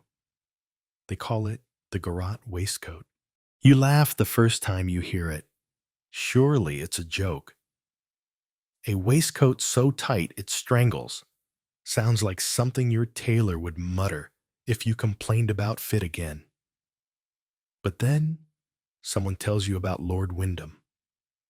Collapsed at his writing desk, face flushed, lips blue, waistcoat cinched so perfectly that he couldn't even slump forward. They had to cut it off. He'd insisted on the tightest fit possible. Something about presentation, something about posture. His manservant warned him. The doctor had warned him, but vanity won. Well, vanity and fashion. You stare at your own waistcoat now. It's a rich plum velvet with delicate embroidery across the chest. The buttons are strained like they're holding back a small rebellion. You exhale. and the middle one tugs. You inhale, and your ribs whisper, "Don't do that again." Historians still debate whether the term garrote waistcoat was an exaggeration, something coined by pamphleteers or satirical writers looking to mock the gentry. Others insist these garments genuinely restricted airflow and could, in rare cases, contribute to fainting or worse, especially when paired with already tight collars and nerve-pinching jackets. You lean against a wall near the dining room and try not to faint. Dinner is served. You don't eat much. Again, the pressure around your midsection is constant, like someone gently but firmly hugging your lungs. You take shallow sips of wine, small bites of souffle. The gentleman next to you jokes about undoing a button. Everyone chuckles. No one moves. Because the illusion is what matters. The illusion of ease, of elegance, of a body entirely sculpted by silk and tension. You remember last spring's garden wedding? You wore a tailored ensemble so snug. You couldn't bend to retrieve your dropped handkerchief. You had to gesture subtly until someone picked it up for you. Your spine stayed ruler straight the entire day, not from discipline, but because the seams wouldn't let you fold. And the compliments. Oh, how commanding you looked. Yes, because your back couldn't curve, and your breath came in half doses. They meant it as praise. You took it as survival. Later that evening, a man at the edge of the ballroom lost his balance and collapsed backward, still in his chair. His waistcoat had been altered last minute. His valet said it was an inch too tight, but he'd insisted. It's only 1 inch, he'd said. Sometimes 1 inch is the difference between poise and pressure point. You listen closely now when people mention fit. You hear the hesitation beneath the bragging. You nod, smile, and silently count the number of steps between you and the exit just in case you need fresh air. Tonight, you return home with aching ribs. The valet helps you peel off the waistcoat. You take the deepest breath you've had all day. It shudders a little at the end. You wonder how long you've been wearing pain, like it was part of the outfit. And you wonder, too, how many others still are. The pamphlet sits discreetly on your desk, folded neatly, barely larger than your palm. The title scrawled in conservative, almost apologetic script. A brief treatise on the health risks of contemporary tailoring. You flip it open with 2 fingers, already wary of what you'll find. No pictures, just text. Dry, detailed, quietly damning. A surgeon anonymous, of course, has listed the growing evidence. Collars compressing the jugular, sleeves leading to radial nerve compression, waistcoats obstructing diaphragmatic motion. There's even a line that mentions sudden death brought on by arterial collapse due to formal wear constriction. You chuckle, then stop, because you remember last week standing during an entire 2-hour funeral. Collar stiff as penance, chest bound so tightly in a ceremonial jacket that your heartbeat felt like it was echoing through your ears.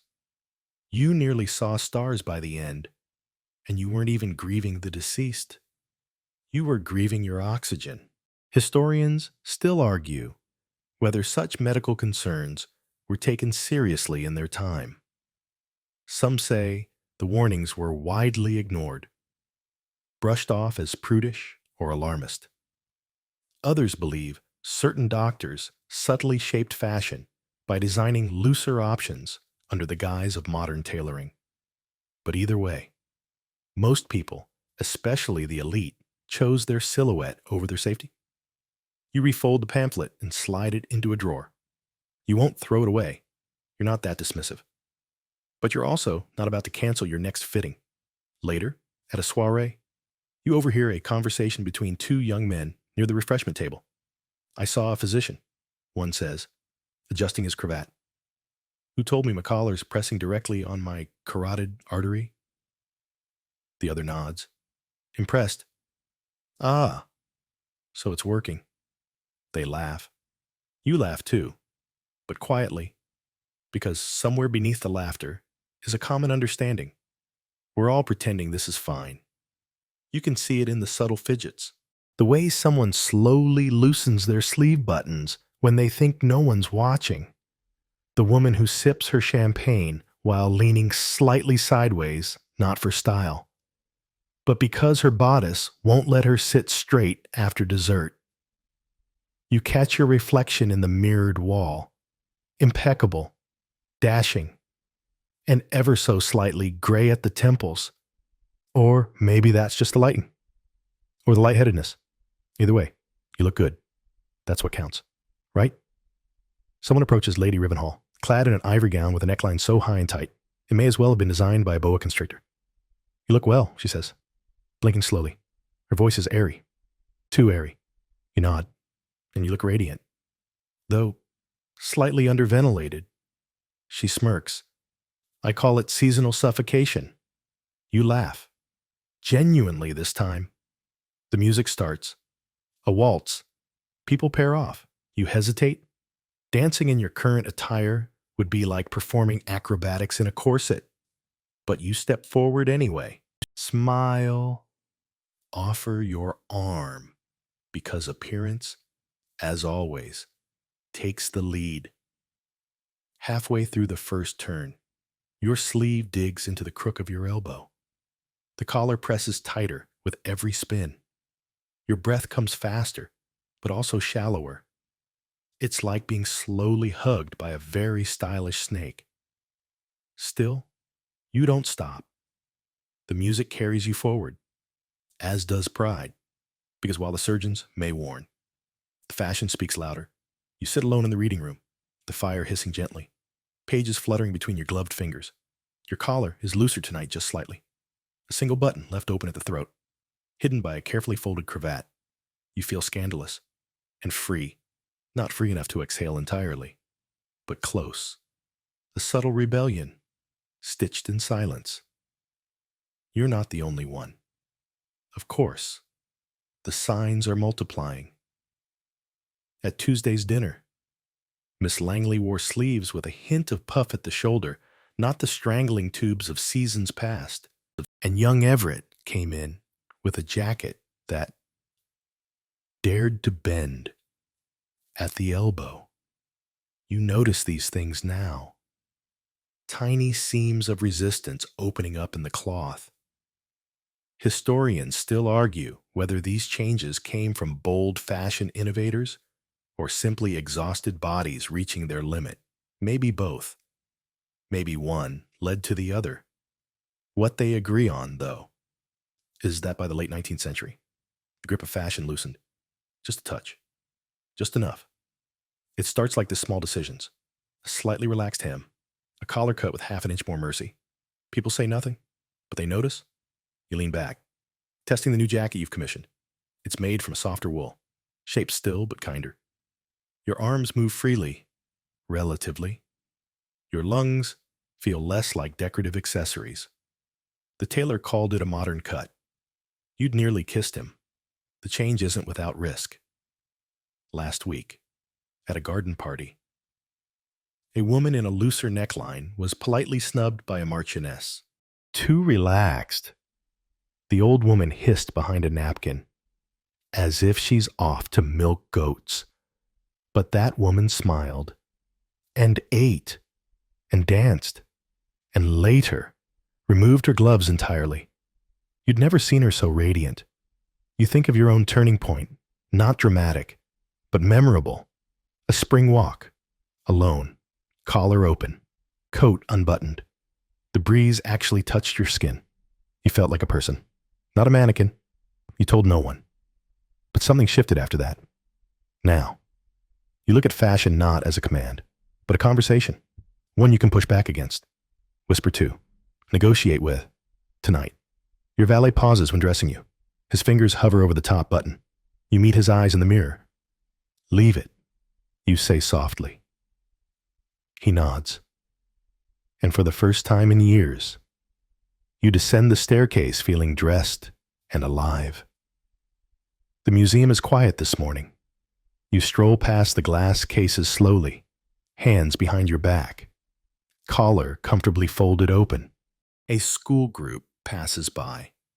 Their guide gesturing toward a display labeled 19th century men's formal wear. Inside, a tight waistcoat, an aggressively stiff high collar, and a pair of sleeves so narrow they could double as corset laces. The guide laughs. Can you imagine wearing that every day? The children wrinkle their noses. One mimics choking. Another says he'd rather wear pajamas forever. You smile faintly, because you can imagine. You've been in that display, lived in it, buttoned, stitched, bound, and breathless. And now, looking at it through glass, you feel two things: relief and tenderness. The mannequin in the case stands impossibly tall, perfect posture, chin raised, expression neutral. But you know the story behind that look. The shallow breaths, the careful angles, the fainting spells politely ignored, and the faint voices that dared to ask, must we really suffer to be seen? Historians still argue whether those final decades of constrictive fashion died out because of shifting values or just exhaustion. Some claim it was war or the rise of industrial practicality. Others say people finally grew tired of clothing that punished their bodies in service of image. You think? Maybe it was love. Love for freedom, for breath, for bodies that move and stretch and bend.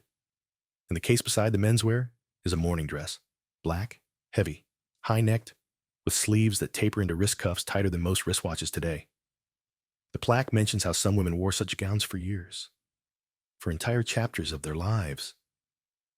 You glance down at your own sleeves, soft linen, loose at the cuffs, and you realize fashion may change, but the memory of how it once felt lingers.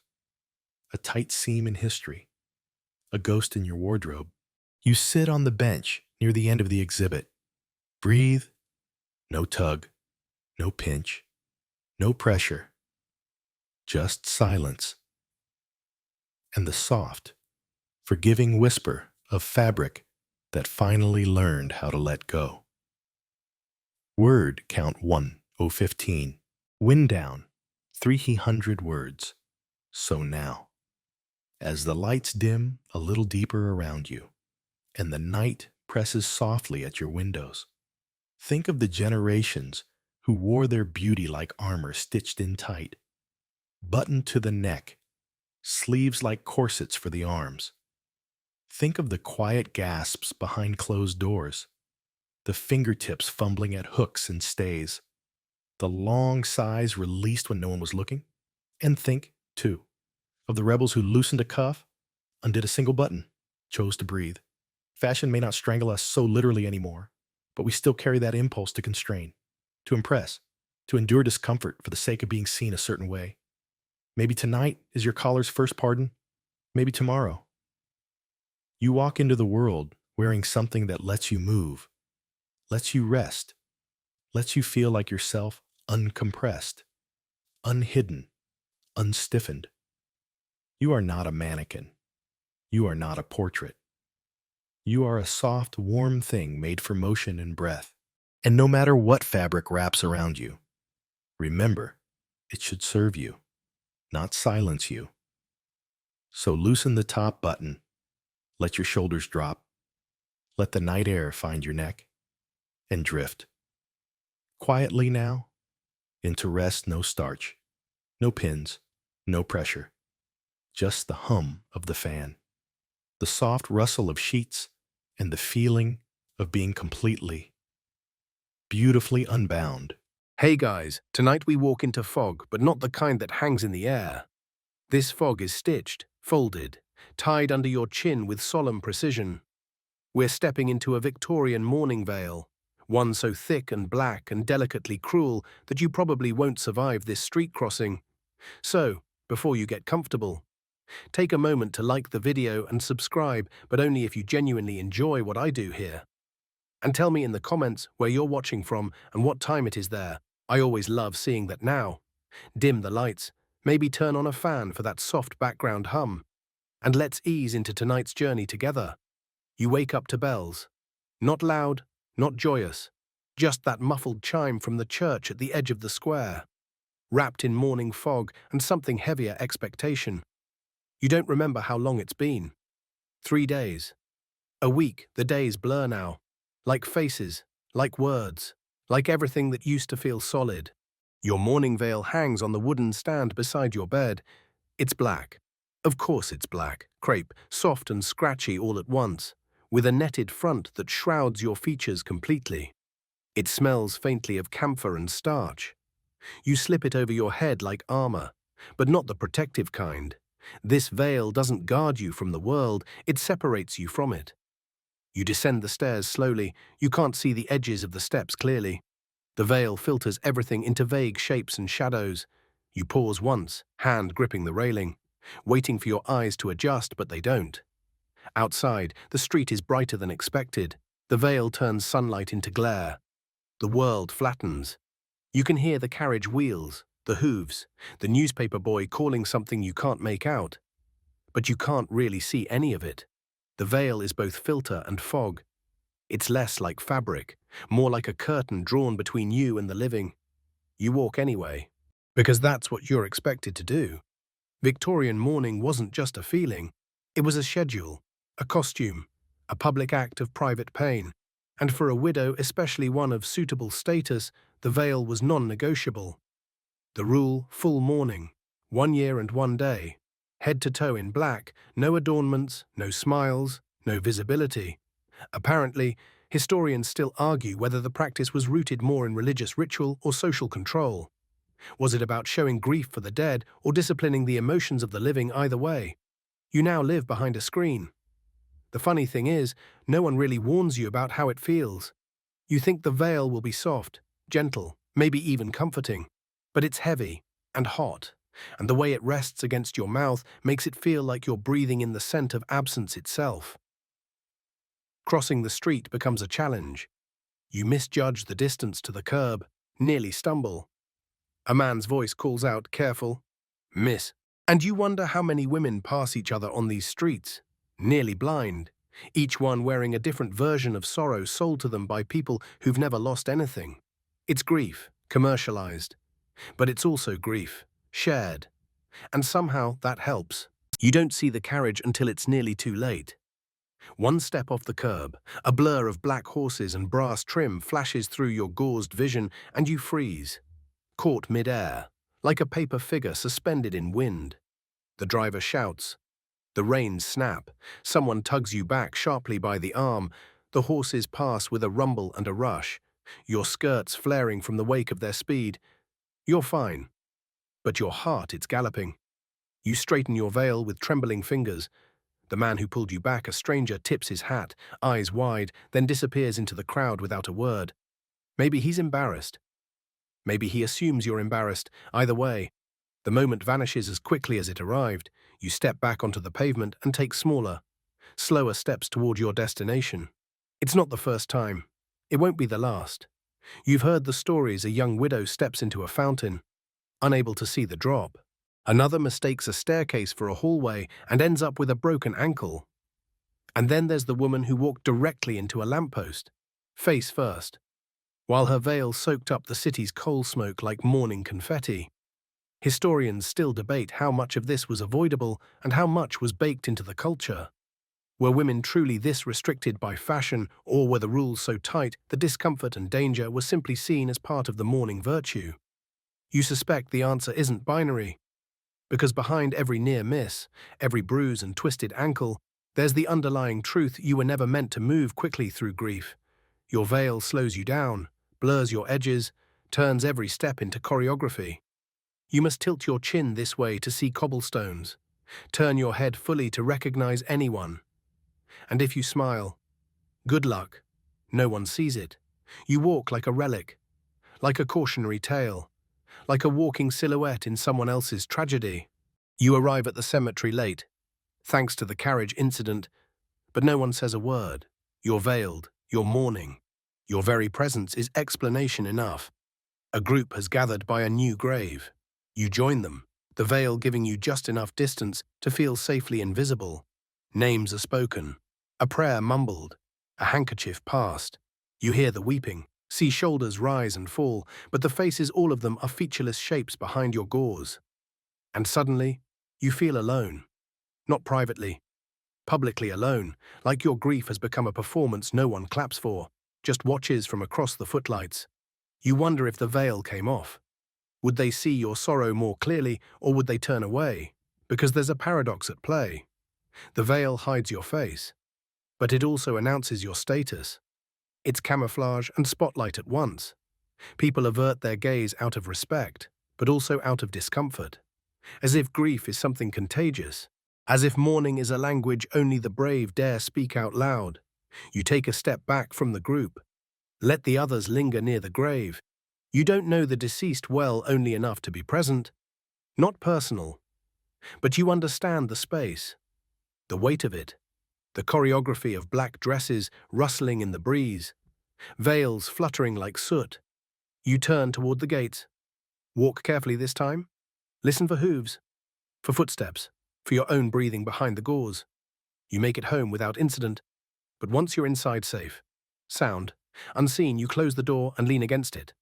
Not in relief, in resignation, because you know tomorrow the veil goes on again. And next time you might not hear the carriage in time. The world behind a mourning veil is strange. At first, it's just blur and shadow, a muted play of shapes like fog on glass. But over time, the edges soften further, not just in your sight, but in your mind. You stop recognizing people, not dramatically. No soap opera gasps, just quiet moments of confusion. A neighbor waves from across the street, and you wave back out of politeness, then realize, later, it wasn't her. At church, someone greets you with familiarity, and you say the wrong name. Twice. At first. You think it's fatigue, but you start to suspect it's something else. Because it's not just them. It's you. You forget your own face. One morning, you catch a glimpse of yourself in the mirror before you've pinned the veil into place. The light is too sharp. Your skin seems pale, almost bluish. The hollows beneath your eyes are deeper. You frown not because you look bad, but because you look like someone else. Someone who hasn't laughed in a long time. Someone who walks carefully and squints at everything. Someone who no longer trusts her eyes. And it's no wonder. The veil filters everything you see. And eventually, it filters how you think. Historians still argue whether Victorian mourning practices were a sincere spiritual ritual or just elaborate social choreography. But they agree on this: the veil was transformative. Not in a mystical sense, but in a psychological one. You don't just wear it, you become it. The longer it's on, the harder it is to imagine life without it. At first, it felt awkward, like a stranger's hand placed gently across your eyes. Then it became familiar. Then it became necessary. And now, without it, you feel exposed, like your skin forgot how to be air-touched. You try an experiment one afternoon while alone. You walk through the garden without the veil, just the dress and gloves. The air is cool, the breeze, playful, but you find yourself ducking your head, avoiding eye contact with flowers. A neighbor's child calls your name from over the hedge, and you panic not because you're unkind, but because you're unguarded. You lift your hand reflexively, as if to shield your face. There's nothing there, you forgot. Later, when you put the veil back on, you actually sigh with relief. It's not just fabric now. It's safety. It's distance. It's grief. Curated. But it's also something else, something harder to name. A ghost of a barrier. A filter that not only dims the world, but lets you pretend just a little that what's out there doesn't concern you anymore. Inside the veil, time slows, emotions smooth, people blur. Sometimes you wonder what would happen if you kept it on forever. If, instead of progressing to half mourning and lavenders and soft silks, you just stayed here in this dusky cocoon of sorrow and softness. Because behind the veil, the world makes a certain kind of sense. It's heavy, yes, and lonely. But it's structured, predictable. Out there, people smile too brightly, move too quickly, laugh at things that now feel distant and sharp. You're not sure if you're ready for that clarity. Not yet, and maybe that's okay. Maybe you're not supposed to be ready. You sit by the window as evening falls, veil still in place. watching the world in watercolor through layers of gauze. You wonder how many women have done the same, and how many never really came back. You lift the veil, not because someone told you to, not because the rules said it was time, just because something in your chest whispered enough. It's been over a year now. The official mourning calendar has run its course. You're allowed to wear grey. You're permitted half smiles.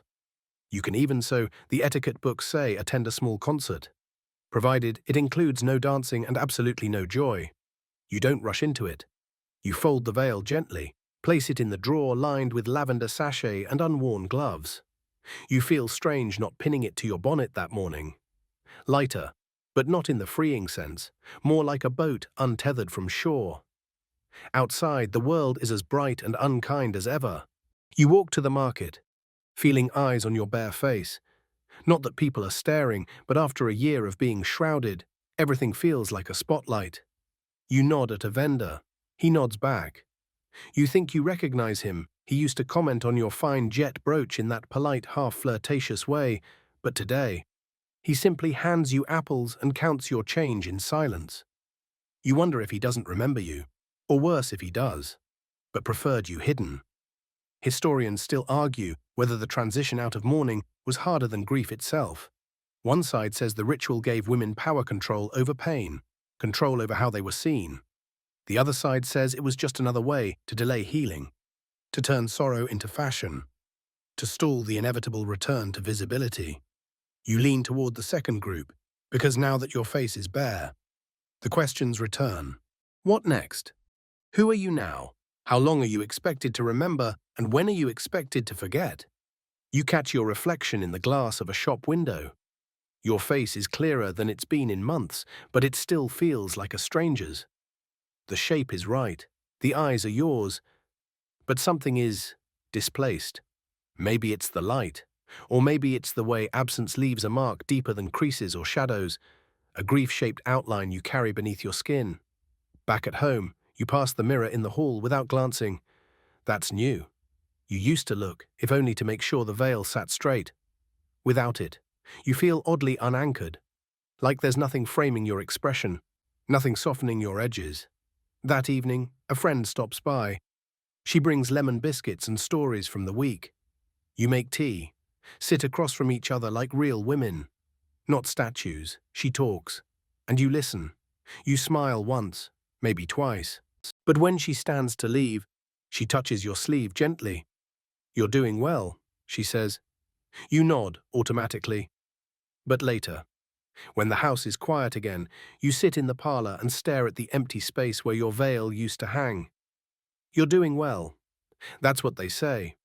But what they mean is, you're no longer making us uncomfortable. They mean, we prefer your grief when it's out of sight. You run your fingers over the edge of your collar. The air against your skin feels sharp, exposed. You're no longer behind the veil, but part of you still squints. You keep the veil folded neatly, tucked away in the linen drawer between old handkerchiefs and a lavender-scented sachet that's lost most of its scent. You tell yourself you're saving it just in case, but in case of what? You're not sure. No one goes back to full mourning once they've moved on.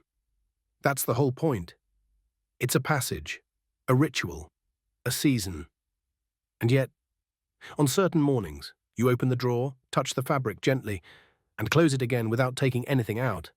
It's not longing, not quite. It's more like visiting a memory with your fingertips. The veil lingers in other ways. Sunlight still feels too bright. You find yourself blinking more than you used to, as if your eyes have forgotten how to handle the world without a filter. On especially loud days when the market is bustling, when the church bells clang a little too sharply, you catch yourself wishing for just one layer of gauze between you and everything else. Just one. It's a little like a dream you wake from, but keep trying to re-enter. You know you shouldn't. You know it doesn't belong anymore. But part of you misses the dimness, the way the veil made the world quiet, manageable, soft. Historians still wonder whether Victorian women clung to mourning rituals for comfort or compliance. Were they simply following rules, or did the rituals fill something the world couldn't? A structure for sadness, a timeline for ache, a script for silence. You lean against the kitchen counter one afternoon, holding a cup of tea that's gone tepid, and you realize there are still days when you perform grief without realizing it. You step more gently in rooms with memories. You speak his name more quietly than you used to. You sit in the same spot he loved. Out of habit, not sentiment. The veil is gone, but you still feel its outline when you move. Like a phantom limb. Like muscle memory. Like an emotional echo stitched into your posture. People stop offering condolences now. You're better. You wear color again. Navy. Mauve. A bit of rose at the collar. Nothing scandalous. Just softer than black. You smile more. Or at least people say you do. You attend the concert. You host tea. You laugh at someone's joke and realize afterward that it was genuine, not practiced. But grief has a long hemline. It trails behind you, even when no one can see it. One evening, walking home from a friend's dinner, you catch your reflection in a shop window again. No veil, no blur, just your face, lit by lamplight. You don't look lost anymore, but you don't look quite found either. And that's okay. You walk the rest of the way home with a calm you didn't have a year ago, a strange lightness. Like your grief is no longer something you wear, but something you carry. Carefully, privately, the way some women tuck letters into lockets, and somewhere, deep in that drawer, the veil waits, not for you to wear it again, but to remind you that you once did. The house is quiet now, the kind of stillness that wraps around you like a shawl. The teacup sits on the windowsill, forgotten and empty, and the last of the light slips low across the floor, catching on dust motes that float like small, sleepy ghosts. You walk slowly through the room, fingertips brushing furniture, pausing at the mirror but not to look, just to feel the echo of having once looked too often, too carefully, too sadly. The veil is folded away, but its presence remains, soft as breath, not in sorrow, not even in memory, just in the small spaces where silence lives, in the way your voice lowers when you speak of the past, in the way your eyes sometimes drift, even in laughter. But tonight, the air feels kind, not cold, not heavy, just enough. And the grief, it still hums, but it no longer blinds. You curl into the corner of the settee, draw the blanket over your legs, and let your head tilt back. No veil now, just you. Clear, quiet, tired in the honest way, not the sorrowful kind. Let the room dim, let the hush settle, let the veil sleep. Too, because tomorrow will come bright again, and this time, you'll see it fully. And maybe, let it see you back.